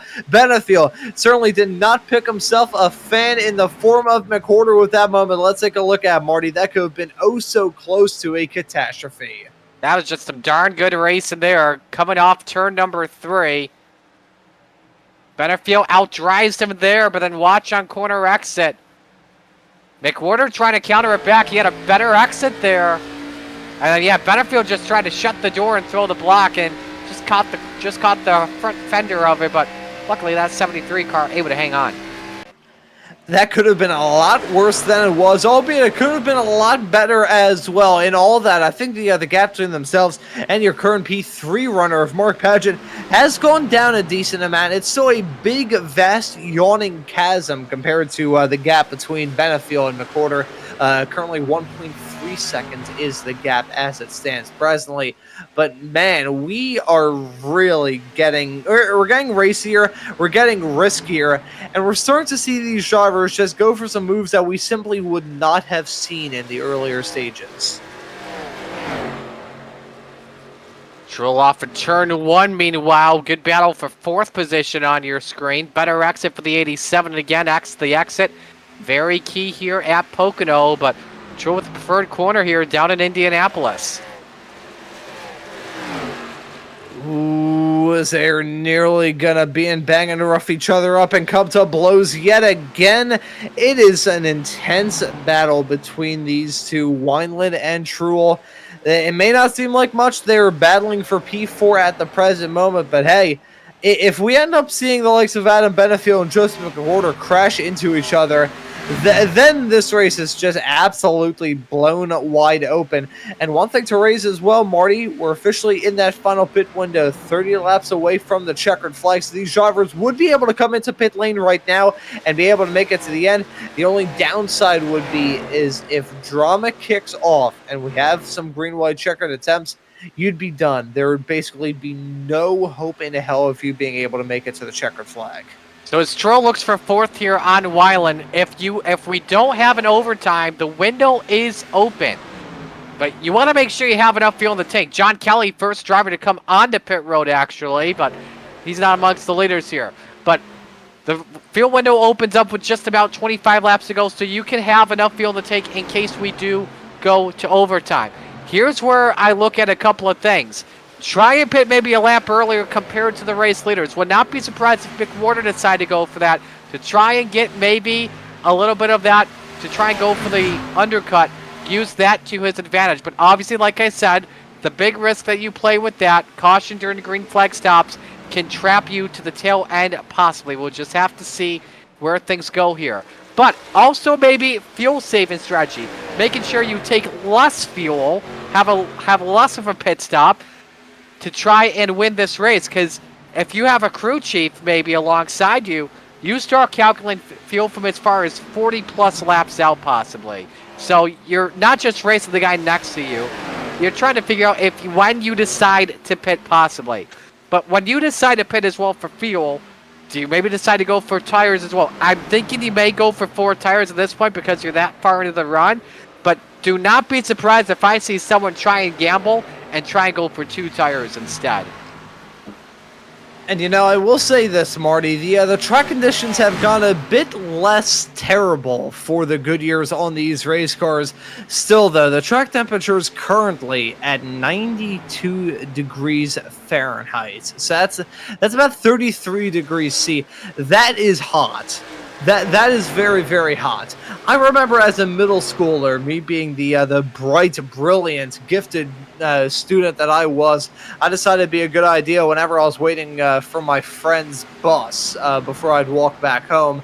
I remember taking my shoes off in the dead of the summer and walking across a blacktop parking lot. That's basically what these drivers are having to feel with, but instead of their shoes and their feet getting burnt, it's just their tires and wheels. Yeah, so helping with the tires just a little bit, but this track's still slick without question, that's for sure. We've seen drivers try to fight their cars on corner exit from time to time, struggle with grip just a little bit, but I think we'll see them hit pit road here in just a couple of moments, I feel like, in my opinion. Right now, they all pitted on lap number 52, so they're 22 laps into this run. They can go up to 30 laps in a pit stop. So we'll just have to see what the call is between everyone else compared to the race leader. If it were me, I would be going through 2 different scenarios. It is we run all the way green through the fall of the checkered flag strategy, where you probably come into the pits right now, be good when it comes to fuel, and still have a rather light car when it comes to the end of this race.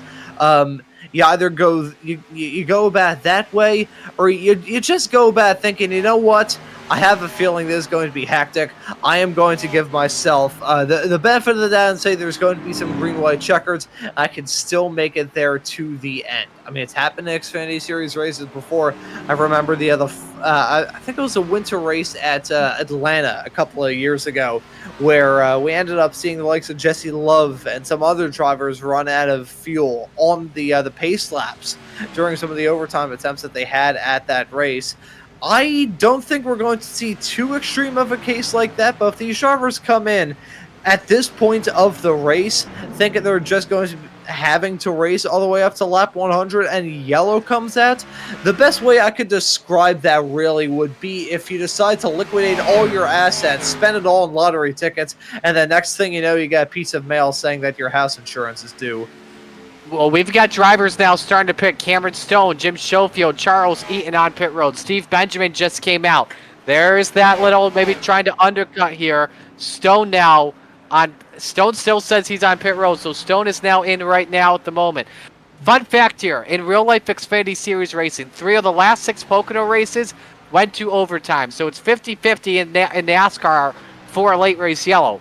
In full length cup challenge, who the heck knows here at this point? 25 laps to go. Fuel window again, open for the final stops here in the race. That way you have enough fuel to go to overtime if needed.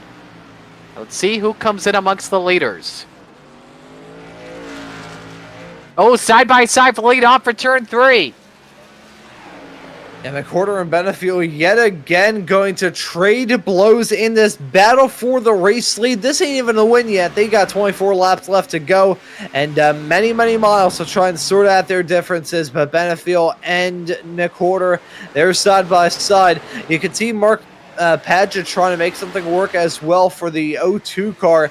And the 87 of Eric Wineland there within striking distance as well if he wants to make it. They are 3 wide heading their way down the back stretch off into turn number 2. Yeah, I can't necessarily blame him for lifting off of that. That was the 02 of Padgett. I would not blame him in the slightest. Frankly, I would lift too. He caught the wall off for turn 2. Benefield trying to use this to his advantage. And hearing as well from our producer, it was not a sort of lapped car there. That was just Cliff Mullins is the lap car to be specific here. The 0-2 of Mark Padgett in third, way back. He's not even belly fully at this point, but we haven't even talked about Padgett yet. You got to give him so much credit for taking advantage of the top 2, racing this hard for the race lead. Padgett's car has come to life. He could have a chance to win it, possibly be a big spoiler here in the end. Oh, that could be a huge game of spoiler. We still have to wait to see these drivers make that final call to come down pit lane, and whoever has been able to set themselves up well for the last few stages, they're going to come out of this pit stop smelling absolutely divine and being absolutely over the moon with how things have gone for them here at Pocono today. Who will be the next to come down pit lane with 23 coming to 22 to go this time by? Will it be a race leader of Adam Benefield? Will it be his main arch nemesis in this race of Justin McWhorter? Yeah, they stay out yet again. I was just going to raise, I wonder if they're actually going to come into the pits together or split their strategies. Yeah, something to keep in mind here, too. I brought up the undercut, how you can use it to your advantage here, try and gain a lot of time. Jim Schofield just put up the fastest lap of the race, 54.44. Cameron Stone just put up his best lap, 54.72. Same with Noah Woods, 54.54. Dustin Hall makes his way onto pit road. So the back of the field could be taking this to their advantage here as we're coming to 21 to go this time by. And again, your top 9 drivers have yet to pit. First driver that's on the fresh that has pitted already, Kirk Mills, who is right now 12th, about to come into 11th spot right now. Latest though, Cameron Stone on lap 75, Hoytsma 76. Let's see the top 3 off at turn 4. There goes McWhorter in. I like this call to come in now. We got to watch the pit road entries too here as well. Make sure no one caught speeding. Eric Weiland coming at the same time. I like this call by the 2 drivers. Remember, they both restarted inside the top 3 when we began stage 3, began that long run. Now let's see what happens next. Yeah, and perfect time for me to come back here into the commentary booth after getting some technical issues that I had squared away. Perfect time to see that the race leaders are slowly but surely trickling their way down into pit lane. It's not torrential flood at the moment, but it's definitely a leaky faucet. Who's going to be the next to make that call to come down pit lane? Will it be Adam Benefield? Will it be Mark Padgett? Will it maybe be Hunter Truel as well? Let's just wait and see. Here's the 0-2. Coming in. He's been a good one. Mark Padgett has been good thus far in this race. He's coming in pit lane, and he is following Adam Benefield. Ooh. Who else will come in there as well? I think Bryson Hicksonball gonna follow them. That looks rather sketchy, though, on pit entry from the both of them. Yeah, I don't hear anybody caught speeding here at the moment, so this gives the lead now to the man that we have yet to talk about out front, Bryson Hicksonball. We'll see if his maybe late race game can be used to his advantage with 20 laps to go. Now we got to watch closely and see where Joe McWhorter is. He's entering turn 3 right now. If we can bring up the map on your screen, that would be great to show you where the provisional leader could be compared to the rest of the field. The 0-2 Padgett coming out. When does Benefield come out? He comes out now. 14.65 for the 83. The 73 of 15.03. You pick up speed when you're in the middle of turn 1. So McWhorter trying to jump it. It's going to be very tight though. But all the speed, though, to the 73, though. You could see a bit of a sideways snap as he headed his way through turn number 1 for Joseph McWhorter. That may be enough for Benefield to hold on to the race lead, but he's still there within striking distance. Is McWhorter. Will he be able to try and go for that move down into turn number 2? Not going to work out this time by. Will we be able to see a fight between these racers as they head their way out of the turn? They're side by side yet again. Not a good exit from the 83 of Benefield. A dream one from the 73 as he goes for the dive down into turn number 3 and jumps back into the race lead. The real question is, though, how long's it going to stick? And the real reason why of that, too, is because his tires were cold. Benefield's tires, not up to temp, not up to full grip yet. McWhorter obviously put in a lap earlier. He obviously has that temp in it right now, so he's able to take advantage of that. Remember what I was talking about, by the way, Cameron Stone, Jim Schofield. Right now, Stone would be third at the moment. Once we see, I believe, Hixenbaugh and Evie cycle through here. Something else we got to keep in mind as well. Actually, never mind. I was going to say Kirk Mills had pitted on lap 68 ahead. He's splitting the stage, but McWhorter and Benefield, a lot fresher tires. He's about to lose the provisional lead here. And getting into crunch time here in this race, only 18 laps left on the board. Who's going to be able to do well? Who's going to be able to get this win? There's the 2. That's the 73 and the 83. Getting past the number 69 of Kirk Mills, who stays out yet again. Look at these drivers, the snaking motion as they head their way down the start-finish straightaway. That was a bizarre sequence between these two.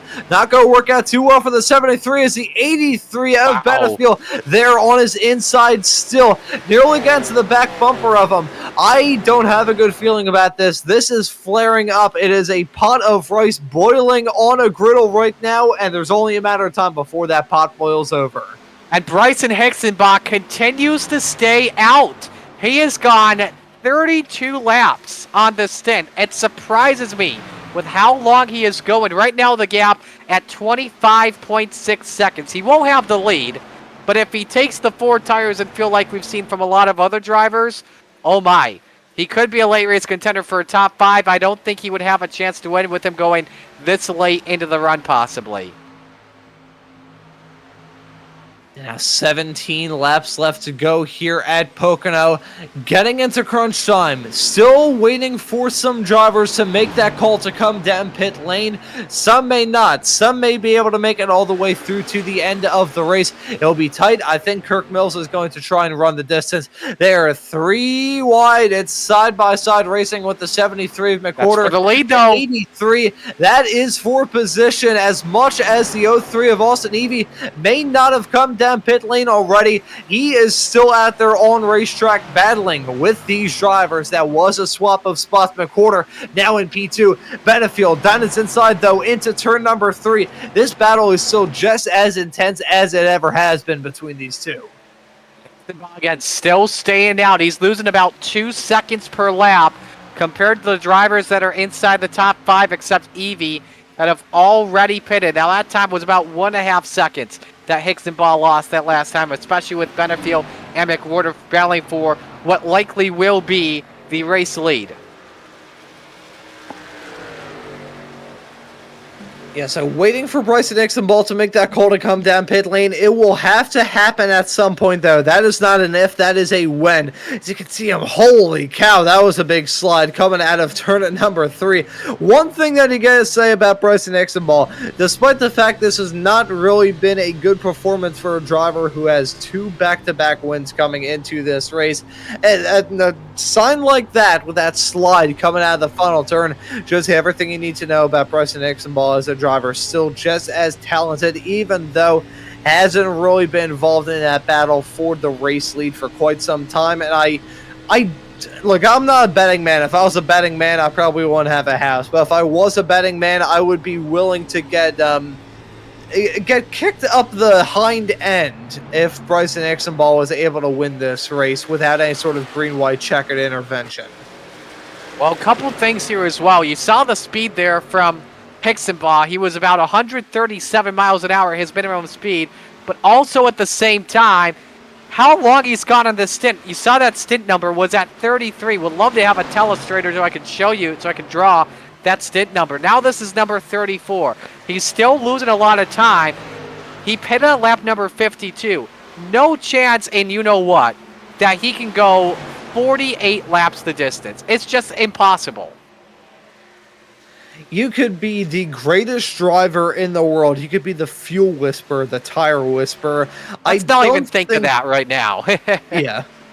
Yeah, no, it's, actually, I'm trying to remember what race it was. I think it was Nashville. We had a rather stunning turn of events towards the end of the FLCC race where we're like, okay, this driver's got to come down pit lane. And then they never ended up doing it. So we ended up having a rather shock winner. Oh no, Bryson Dixon-Ball's car is not powered with magic, though, as he has now made that call to come down pit lane in the number 63 car, and that will give the race lead back to this man, the number 83 of Benefield. That gap at 0.3 of a second, and, props to McWhorter for trying to undercut, but man, oh man, I could not believe that Benefield was able to hang on to that race lead and keep McWhorter behind him, although they were side by side at a couple of points ever since those final few pit stops. But not over yet for McWhorter, obviously. There's still 13 laps to go in this race. More than likely, he'll need a late race yellow to get back up to that 83, go double file on that restart. But he still has a lot of time to reel him in, but I think it may take a Benefield mistake to do so.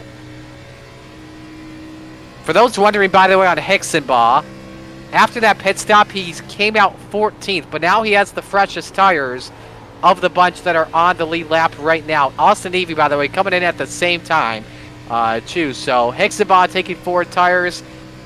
But for a top 10 finish, he is right now, I'm looking at the stats here, about, I want to say, maybe 8 to 10 seconds or so behind Eaton. So it's going to be very tough, though, to try and get that top 10 finish. Yeah, that may be a bit on the challenging end, even for a driver like Bryson Dixon-Ball. We'll probably have to hope for some sort of falling anvil to come down to crash on some of his competitors. But hey, we've seen some stranger things already in this race, let alone from the rest of this season. We continue on with the live action and follow 2 battles that are getting rather intense at the front of the field. Benefield and Joseph McWhorter, they're running P1 and P2. They're looking to try and be involved in the championship battle. Benefield's already punched his way into the playoffs with 2 wins earlier on this season. McWhorter, on the other hand, he's looking to say, you know what, I may be fantastic when it comes to the points, but I want some of those playoff points to go towards a guaranteed playoff spot.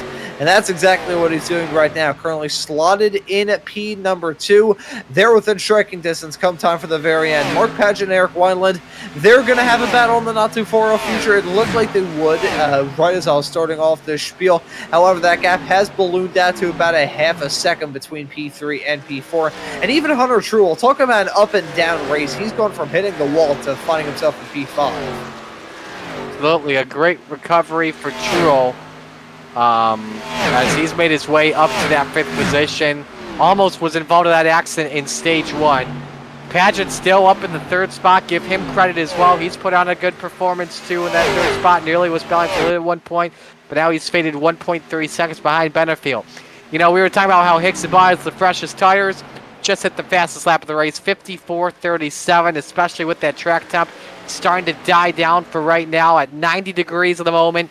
Hixenbaugh now looking for 13th on Dave Hoytsma, but still a lot of ground he's got to make up if he wants to finish in the top 10 tonight.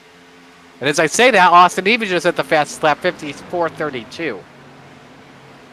Sorry, Bryson, I jinxed you.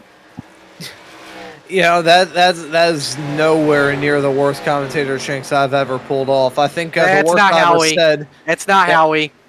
The worst. The disappointed I know from Howie on the production truck. But no, I think the worst commentator's jinx I ever pulled off was saying, this driver's on track for a victory, and literally 5 seconds later, their internet completely disconnected on them. And it wasn't one of those where they were like blinking at it, and it was like one blink was the last. No, running fine, and then just completely disappeared off the blink of an eye with not even a single crumb left behind. So in terms of commentators jinxes, I've come up with some absolute doozies over the years, and I'm I wonder how many I'll have at the end of this season. For now, though, we've got 8 laps left to go at the end of this one that we're on right now for Adam Benefiel to push through and get his 3rd win of the season. Joseph McWhorter slotted in P2. It'll be another good points day for him, but he has enough time to be able to jump into the race lead if he wants to try and take it. Mark Paget, he isn't too terribly far behind. However, once we get past him, we may not be able to really square a battle involving those racers. But as we switch our attention from those drivers at the front of the field to the ones a little bit farther in the back, we've got chase down involving Charles Ian, who just got moved on Kirk Mills to jump his way up to P9, and Bryson Ixenball, who you can just barely see there in the back shot in the green car.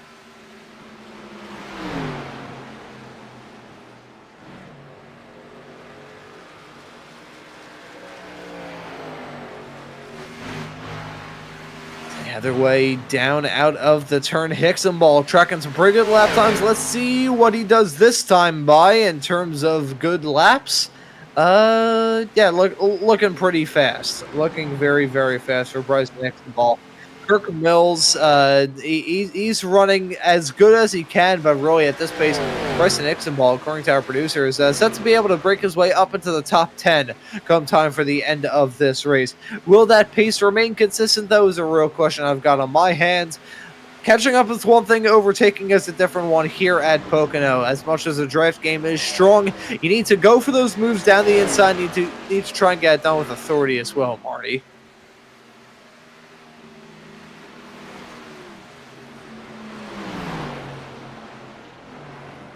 I'm still here, don't worry. Hixenbaugh, though, 1.3 seconds back on Kirk Mills for that 10th position. Gaining about a half second a lap, so there is a chance Hixenbaugh can catch back up to Mills. If, though, and I say if there is a late race yellow, my opinion is Hixenbaugh will be in the catbird seat unless we see some drivers pit for maybe 2 tires or so. Because, boy, oh boy, he's got the best car on track without question. And how about this? I don't know if we've talked about this. Paget's up to... Oh, my goodness, there it is! Dustin Hall has crashed. And that is going to be the yellow herd around the world. It comes out with 7 to go here at Pocono, and that was disaster. That was bad news for a lot of racers up and down the grid. And let's take a look at this moment from the driver of the number 1 car. Heading his way through turn number 3, goes up into the gray, goes up into the marbles, hits the wall, bounces it, contact being made, then bang, a huge hit into the outside wall. I don't think he got hit again here. He promptly towed back to pit lane with a car ready for the junkyard. Yeah, that was a huge impact for Dustin Hall. Really sideways car behind him with nowhere to go. And turn 3 on the exit. These last 2 yellows. Been calamity for some drivers. Man, oh man, what a sledgehammer shot. Now, how do we set this strategy up? Ooh. Now, what you just did there, Marty, is you gave me the opportunity to cook up a strategy when it comes to the strategy department, I shouldn't even be led in the kitchen. So here's what I think. Sorry to interrupt you, Ron. If you're in the worries. top 5 to 7, you stay out, especially late in this race, because tires don't wear heavily at Pocono, but with a couple laps of fresher tires, you may have the advantage. So you don't pit from 3rd with 6 to go at Pocono with clean air and enough laps to make it work. If you're 8th or worse, then you pit. You got nothing to lose. Fresh tires could gain you 4 to 6 laps. If I'm Hixenbaugh, I'm probably staying out in that 12th position, running late in the going. So why not? Take the risk here. Oh, as I say that, everyone's going to come in. Last 673 time out, staying out as well, but nope, everyone going to come in and get that fresher tires except for Hixenbaugh. I like that call. Yeah, However, Bryson though, he's going to have 9 Hixenball. laps of scuffed tires. Yeah, and I wonder how strong that difference is going to be. It may be single digits when it comes to the difference, but that can be absolutely massive around a racetrack like this. I mean, you look at Pocono, it's bumpy, It's rough. The asphalt is choppy. It is not a 100% smooth as a baby's behind racing surface. So Hixenball, he needs to. I don't personally believe so. So Hunter Truex taking 2 tires. Everyone else 4 behind him. I like the call to go for 2. It's possible. However, though, you'll have less grip on the restarts. But that Rose right sides obviously mean everything here at Pocono. So we'll have to see if it works to his advantage. But now you got Benefield and McWhorter in row 2. And the man you got to feel bad for here, though, Ron, is Mark Paget. Now has to restart 6th in the final laps.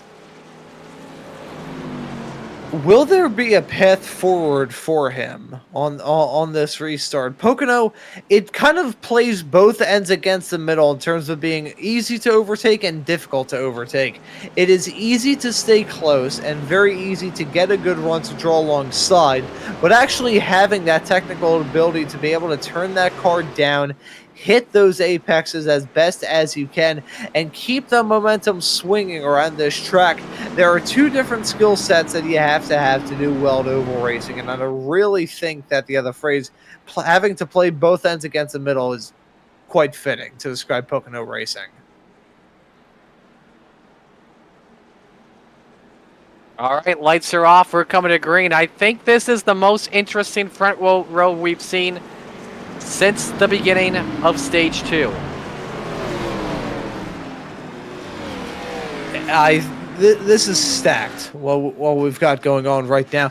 Even the other 2 drivers that you find in P5 and P6 at the present moment, Eric Wineland and Mark Paget, both looking for good point stays, looking to maybe grab their wins here at Pocono as well.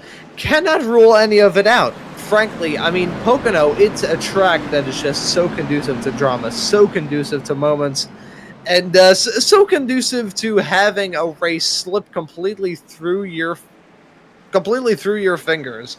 So will we be able to see that yet again here in a few moments' time? Only time will tell, Marty. Only time will tell. This is going to be a 3-lap shootout when we come back to the green flag. Does Hixenball have enough to get another dub? Does Truex have enough grip with 2 tires? Or is 4 better than 2? McWhorter, Benefield, or anyone behind him pull off the win? I'm liking the field. I'm liking row number 2 here, honestly, in my opinion. It's gonna be close for both Truex and Hixenball, but I'm seeing either a Benefield or McWhorter win. We'll just have to find out. I hope I'm wrong though. Who knows? Yeah, that's one of the great things about a series like this. You don't know who's going to be able to win until that car crosses that start-finish line and takes that checkered flag. Before then, it could be anybody. Could be Hixenball, could be Truex, could be Benefield, could be McWhorter, could be Wineland, could be Mark Paget. Hey, let's say the top 11 crash and Tim Phillips is able to take the win in this race. As a green flag is back at the drivers, back on their way. It's a 3-lap dash to the end of regulation. We do have some green-white checkered attempts involved in this as well. So this will not be completely game, set, match unless they make it to the white. They've still got about 5.5 corners between then and now, though. This is the first half of turn number 1. Looking pretty all right for the drivers a little bit farther in the back. They keep it clean, albeit a little bit sideways. Hixenball jumping down to the race lead. Hixenball, though, a sitting duck with Benefield into second. McWhorter, the big loser, as he down to 4th. Nearly lost it to Eric Wineland off for turn 2. Benefield trying to make a run for the race lead in Milwaukee, but the yellow waves. And it's for Mike Prachik into 3. We're headed to overtime. Oh, there you can see that car with substantial damage in the chute between turns number 2 and 3. Let's take a look at it here, Marty. I have a feeling that he had some assistance in all this and probably either completely knocked down the inside wall or the outside wall, because I think that motor may have had a kablooey as a result. Yeah, looks like he just went up, caught the 69, spins down a hard hit into the safer barrier, couple of 360s. Hood flaps are gone. I'm sorry, not the hood flaps. The hood pins are severed. And the engine's gone kabooey. And we are headed to the first of 3 green-white checkered attempts. Hixenbaugh catches a little bit of a break, but now Benefiel lines up to his outside this time. Yeah, I think Hixenbaugh at the present moment will be running on borrowed time come time for this restart. If he can get it rolling and get it rolling fine, he'll be good. If he can't, on the other hand, he is going to stall out very, very, very, very quickly. So who knows? We still got a lot of good racing action to look forward to here on this first of 3 green-white checkered attempts. Again, to anyone who hasn't tuned into a NASCAR race before, going to restart with 2 to go, take the green flag, and then next flag, when we catch the white, the next flag will end, whether that be the checkered or whether that be the yellow. It is still going to be a brilliant finish here at Pocono. Bryson Hixenbaugh is going to be at the front, and will anybody in this field decide that now is the time to come down pit lane? Is anyone going to try and say, you know what, I'm going to do a splash and dash? You're not coming in anymore at this point. Hixenbaugh, no chance he gives up the lead anymore. Everyone else good to go to the finish. They all pit on lap 95, got tires and fuel. No chance for talking pit stops unless your car is damaged. Yeah, I think that's exactly right there. I think I saw a car a little bit farther in the back make that call to come down pit lane, but as you said a couple of moments ago, Marty, looked like there was some rather severe damage on that race car, so I think that may have been the reason why that is the case. Currently getting wave arounds here at Pocono. Bryson Hixenbaugh is your race leader, and a Benefiel slotted in P2. Hunter Troll, Joseph McWhorter, Eric Wineland, Cameron Stone, Mark Padgett, Jim Shoefield, Cliff Mullins, and Dave Hoytsma round out your top 10 at the present moment. A rather odd bunch of drivers inside the top 10, but all incredible drivers here in the sim. Yeah, a lot of fast drivers here. As we get set for 2 laps to go, lights remain on for right now, but man, I tell you what, it's going to be a tough game right now for Hixenbaugh. Longest 2 laps of his life coming up. Benefiel, if he times this restart out perfectly, if he has no issues on this restart, I think he's got it. Yeah, if he can get to that throttle pedal, if he can goose the gas when he does and not worry about losing out on some momentum, losing out on some speed, he's going to be smelling like a bed of rose. This is going to be a really important restart. You know, we think about Pocono, you'll have six turns and 5 miles to try and settle out who's going to win. Unless we go to green-white checkered attempt number 2 and then number 3. When number 3 comes out, that's going to be when we really start to see these drivers take the gloves off. I think now for green-white checkered attempt number 1, this is usually the most calm one. This is when these racers are like, you know what? As much as it's going to get dicey, there's the opportunity of maybe having even more. And then we could turn up the wick for those. For now, though, on the first green-white checkered attempt here for race number 16 of the Friday Night Lights Xfinity Series here on Maconi Entertainment. And if all of you have enjoyed the racing action so far, hit that subscribe button and the notification bell so you never miss out on any of the racing action, which is going to be abundant all throughout this field in this restart, Marty. Yeah, this field definitely will be abundant on this restart. It's going to be stacked. You know, we've seen on restarts the drivers stay 2 wide, sometimes 3 wide. I would not be surprised, honestly, if we saw 4 wide on this restart. I remember that IndyCar race here in 2015 when they had, I think it was 9 cars going side by side down the start-finish straightaway, something insane like that. And I don't think a NASCAR Xfinity Series car is small enough whereby that can be done with a relative amount of ease. But, you know, you never say never in a series like this. And you can never say never for this restart that we have coming up. It's Bryson Hixenbaugh and Adam Benefiel in the race lead. Now, if there's an example of never say never, it is Bryson Hixenbaugh, the number 1 car. In the number 63 car, currently in the P1 spot in that race car. I said earlier on, and you can go back and listen to it, and I throw up my hands when I say this, I was thinking, you know what? I don't think we're going to see him get 3 in a row. No one's done that up to this point in the season, and no one's going to do it here tonight.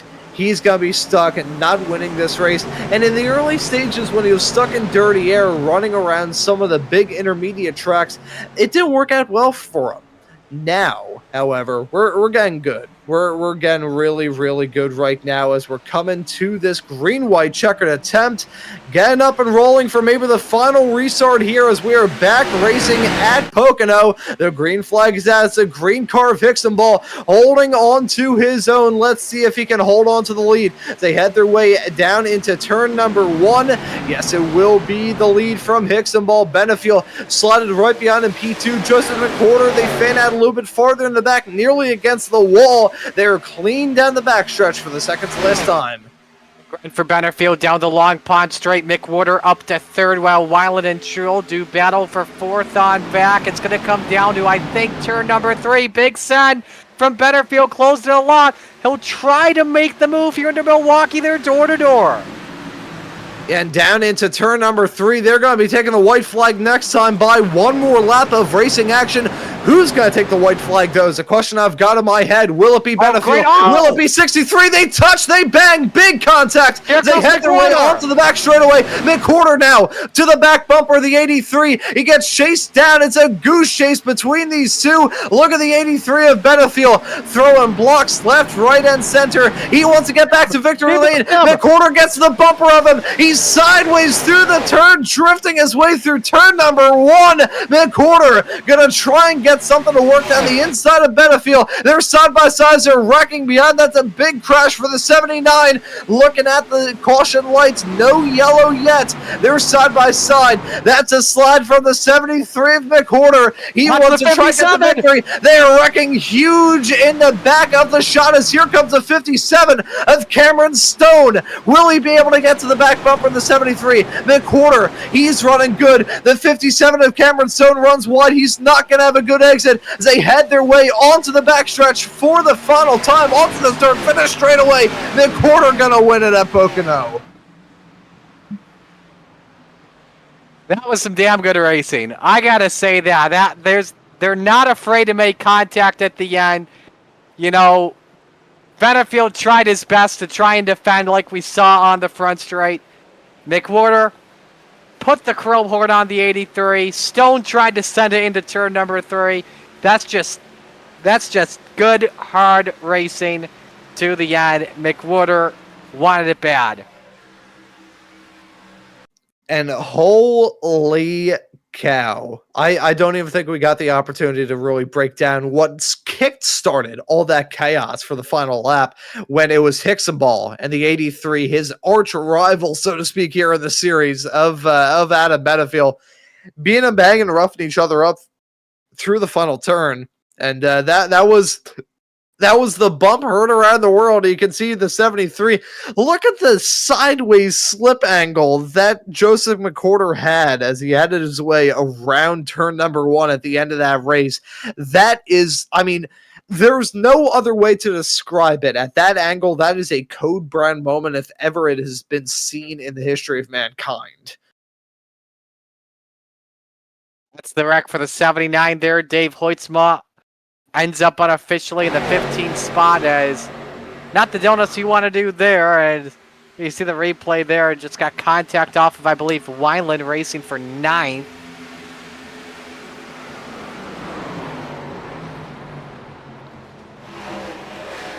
Another wreck there with the 68 Noah Woods. That's in turn 2. Just after the 79 accident. Man, they all just decide somehow once they got on the tunnel turn to just go crazy. I mean, that they certainly did. I would probably be just shaking if I was one of the fabricators for these teams. Or really nothing a lot of these racers could do to avoid any sort of contact. Let's follow the 53.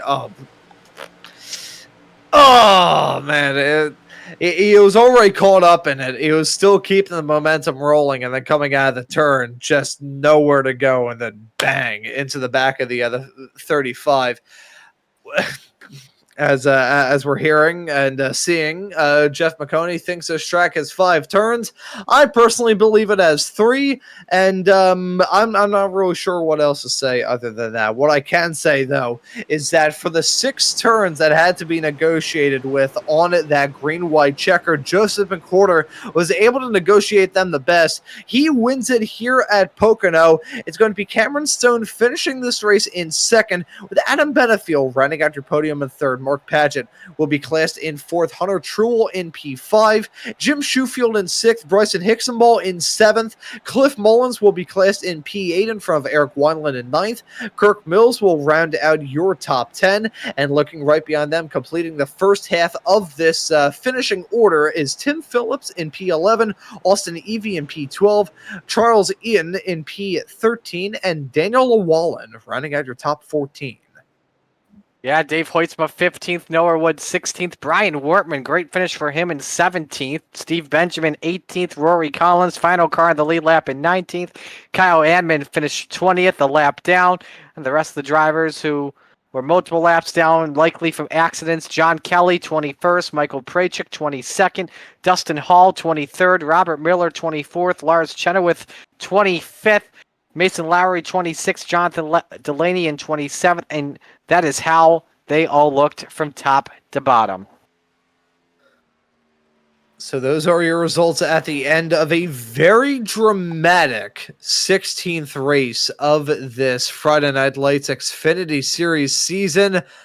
So, with all that being said, I think we have some drivers waiting to have a chat with us down there in the broadcast waiting room. I'm looking to maybe see if we're going to have Cameron Stone joining us now in the commentary booth, which we indeed do. He was the one driver who's showing up fashionably late, as we will say. But the first driver I want to drag in to have a chat with is going to be our P3 finisher at the end of this race of Adam Benefield. I want to have a chat with him and ask him about the drama right towards the end of this race. Adam, welcome into the booth, man. Holy cow, that final restart, that green-white checkered was pure, unbridled, unfiltered, unadulterated madness. Yeah, it was something. Yeah, it was definitely something. It's unfortunate. But yeah. Just not really feeling this interview right now. Just kind of aggravated with how everything shook out. But yeah, it was crazy. Yeah. Yeah, fair enough, man. That is totally understandable after how things were shaking out for you in this race. I will say, but put on a pretty hard charge throughout it, finishing in P3. I want to ask you about Atlanta in 1 week's time. Going to have to worry less about the brake pedal in 1 week's time. So what are your thoughts heading there? I'm not going to worry about the brake pedal for the rest of the places we come to, because apparently no one gives a flying piss about that. So, yeah, I don't really care about it. We'll just disconnect it, throw it in the freaking trailer, and not worry about the brake pedal. Fair enough, man. I think you could probably get some good money from those brake pedals as well. Probably afford some nice bags of chips. That's at least what I would spend them on. But Adam, I'll let you give any thanks or shouts out before we let you go. Yeah, thank you. See y'all next week.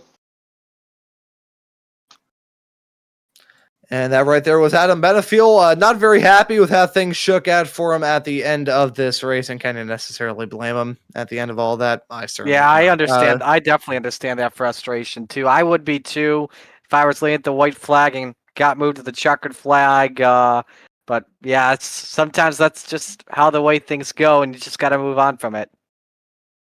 Yeah, that indeed. One driver, though, is probably happy about his result is Cameron Stone. And Marty, I'll let you have a chat with our P2 finisher. Cameron, Marty in the booth, boys up here, got a copy?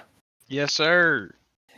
A second place run, man. Take me through that final lap. The top two were just racing really hard and took advantage of one of them.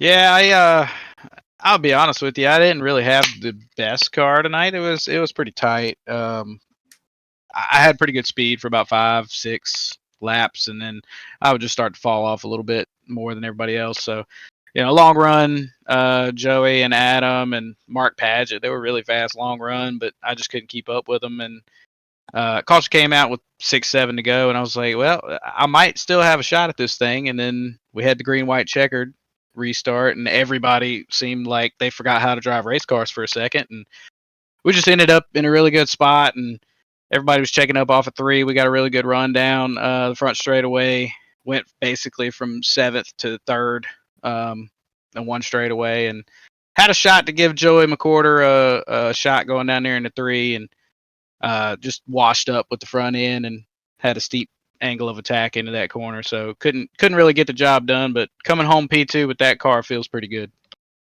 Take me through. I was talking about this throughout the race, how at Pocono the undercut can really work well to your advantage because of the way aerodynamics work here. Take me through that call to go for the undercut earlier on, gain so many spots. I think once the leaders came out, you were 3rd, I believe, at the time.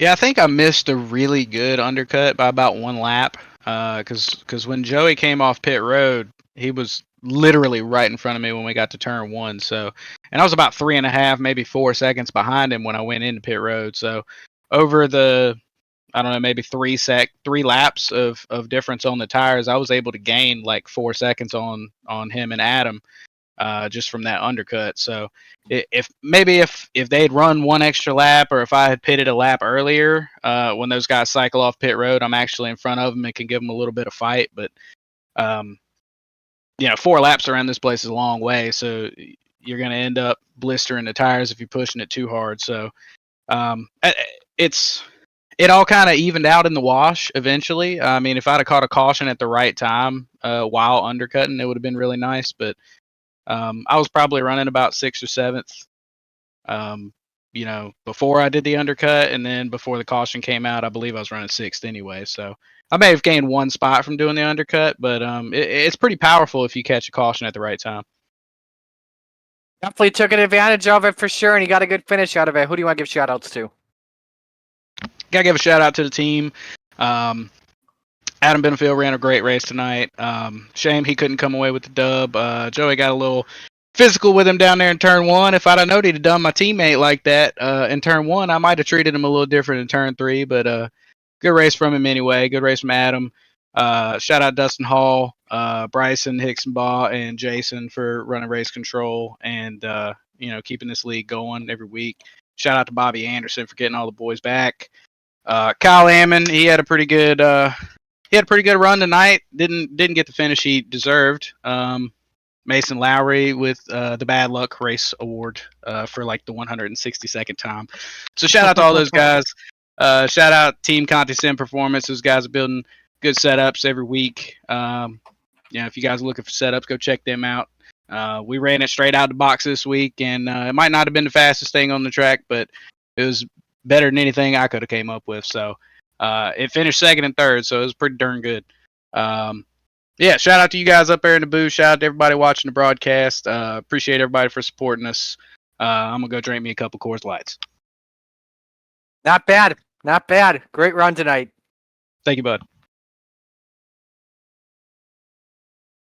And that right there was Cameron Stone, your P2 finisher at the end of this race here at I nearly said Martinsville. That would have been about as far off as I possibly could have said. Yeah, your P2 finisher at the end of this race here at Pocono. It's late now. This is my second show. I'll give myself my excuses, but there really isn't none. But we have got a driver who I am looking forward to having a chat with. Our winner at the end of this race, Joseph McWhorter, win number 1 this season here at Pocono. Joseph, happy to talk us through. We'll move on to the rest of the race here in a couple of moments, but first I want to ask you about the scenes on that final green-white checkered restart. That was a lot of fun. That was wild. I didn't want to be on the outside on either one of those restarts. I wanted to be on the bottom because my nose was kind of unhappy over the bumps. It wasn't bad. I could still do it, but being up there on the top, I had to cram the brakes really hard to get it to go through the corner and everything. But I mean, that was so much fun. That last restart, I mean, Adam and I raced hard and clean all race. We went down the straightaway. Him and Bryson got together going down, out of 3 and walked me all the way to the inside line. And I was like, okay, that's fine. And we went into one, and I broke a little bit earlier than he did, so I could try and get a run. He drove it in real deep and got in there, barely touched him. He got up the racetrack. I'm sideways. We're both dirt tracking it off of one. I mean, that's just great racing, and at Pocono of all places. Now, I want to ask you about that moment down into turn number one and the lead up to it, because I mean, based off the sort of position that you're in, at least from my perspective, albeit you can take this with however many grains of salt you want, since I'm a commentator of the series and not one of the drivers. Can imagine it was rather tough having to fire it off into turn number one with the shallow approach you had to take into it. I mean, we went back up to the wall and got, me and him both, because when he blocked me down to the wall, I kind of backed out of it just enough to stay behind him, and we went back up to the wall. So the approach wasn't, and the entry was normal. It was just I broke a little bit earlier than he did, so that way I could get back to the gas sooner to try and get him loose. Because I mean, he and I swapped some paint so far this race, and I figured, it's clean, good racing. So I mean, we might as well. I wasn't gonna wreck him, and I didn't wreck him. So went in there and I just barely touched him, got him, hit him right in that good spot, got him up the racetrack just enough, and then we dragged race down the back stretch and got through turn two perfectly fine. So I don't know. I had a blast. That whole race was fun. I will say we had a opportunity. Well, I had the opportunity to have a chat with Adam, and wasn't very pleased with that moment. I mean, you saw it as good racing. He didn't really seem too pleased with that moment. But in a format like this, it's kind of important to try and just get those victories and be able to jump your way into the playoffs. So, have any comments to make about that at all, or just kind of? I didn't get to hear what he said. I didn't get to hear what he said exactly. I mean, it's unfortunate he finds it that way. I thought it was really fun. I mean, maybe he's more upset about the accident with him and Bryson coming out of 3 than he is me. I don't know. I mean, if he's upset at me, I mean, I could be upset with him because he gave me a huge shot going down the front stretch, and almost wrecked me there. And I didn't mind. I mean, it was just hard racing. I was side drafting him hard. He came down. We made contact. He apologized. I mean,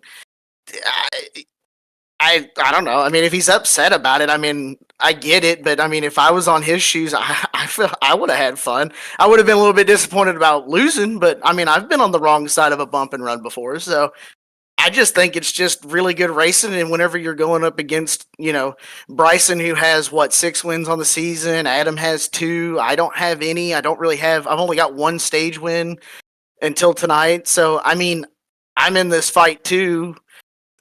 I mean, he doored me a couple of times. I mean, what's fair, what's not? I mean, honestly, the way that I personally see it, and again, as I said a couple of moments ago, you can take this with however many grains of salt all of you tuning into this broadcast decide to take this. I personally see it as an eye for an eye after the block down the start finish straight away and a little bit of a nudge down into turn number 1. That's the way I personally see it, but again, very good reason why I'm behind the microphone instead behind the wheel. So I want to ask you about your thoughts heading off into Atlanta in 1 week's time. Gotta feel good heading to a super speedway knowing that no matter what happens over the next few weeks, basically locked into the playoffs. Yeah, I'm excited. I mean, we had such a great car when we were there, back in the springtime. So, I mean, I was able to control the outside line by myself. I mean, the guys over at Outlier can build some super speedway cars, and I mean, I was up there basically by myself and running side by side with the Connie cars. So, I'm excited. I don't have any teammates, which kind of sucks. So I'm just gonna end up wherever I end up, I guess. I mean, there's just try and do whatever I can to try and win some stages and then see what happens. I mean, that's about all you can do. It's super speedway racing. It used to be one of my favorite racetracks until the reconfigure. I don't like it now, but we'll just see what we can do and just get through it. And then hope we got a couple more races on the schedule that I'm really looking forward to getting to with this car. And I think is if the boys keep building the kind of stuff that they've been building and my PC holds out, I think we have a shot at a couple more wins this season. And after some of the consistent form that we've seen you hold on to throughout this season, having the big points gap that you had to the playoff cut line coming into this race, now having that win under your back, under your I'm trying to. I think the words have officially escaped me now. It's that late into the evening that I've forgotten how to speak the English language. But we'll just say that it's good to have a win, even though he had a pretty good situation when it came to the playoff points. And I'll let you give any thanks or shouts out before we let you go and maybe get some practice in for Atlanta in 1 week's time. Yeah, absolutely. I mean, I agree with what you said. Getting a win is awesome, and I think it finally, everybody has seen the speed out of the 73 machine, and now having a win, it kind of tells everybody like, "Hey, I'm here too," because I've been kind of in the shadow of the 63 and the 83. So, it's always been those two, and then me just kind of hanging out. So it's nice to finally get on even grounds with those guys. I want to thank Red Camel Racing. Go check them out at redcamelracing.com for all your fire suits, helmets, shoes, all the amazing equipment. I get to rep them in real life. They're really comfortable fire suits, amazing people. Go check them out at redcamelracing.com. Outlier Speed Co. So excited to get them a win in this league. Johnny and the boys have been building some amazing cars. Really proud of everybody over there at Outlier Speed Co. 29 Graphics, they're an amazing partner of mine as well. Go check out 29graphics.com or check them out at 29 Graphics on Trading Paints for beautiful paint schemes. Who else am I thinking? You guys for putting on the broadcast. We really appreciate you guys.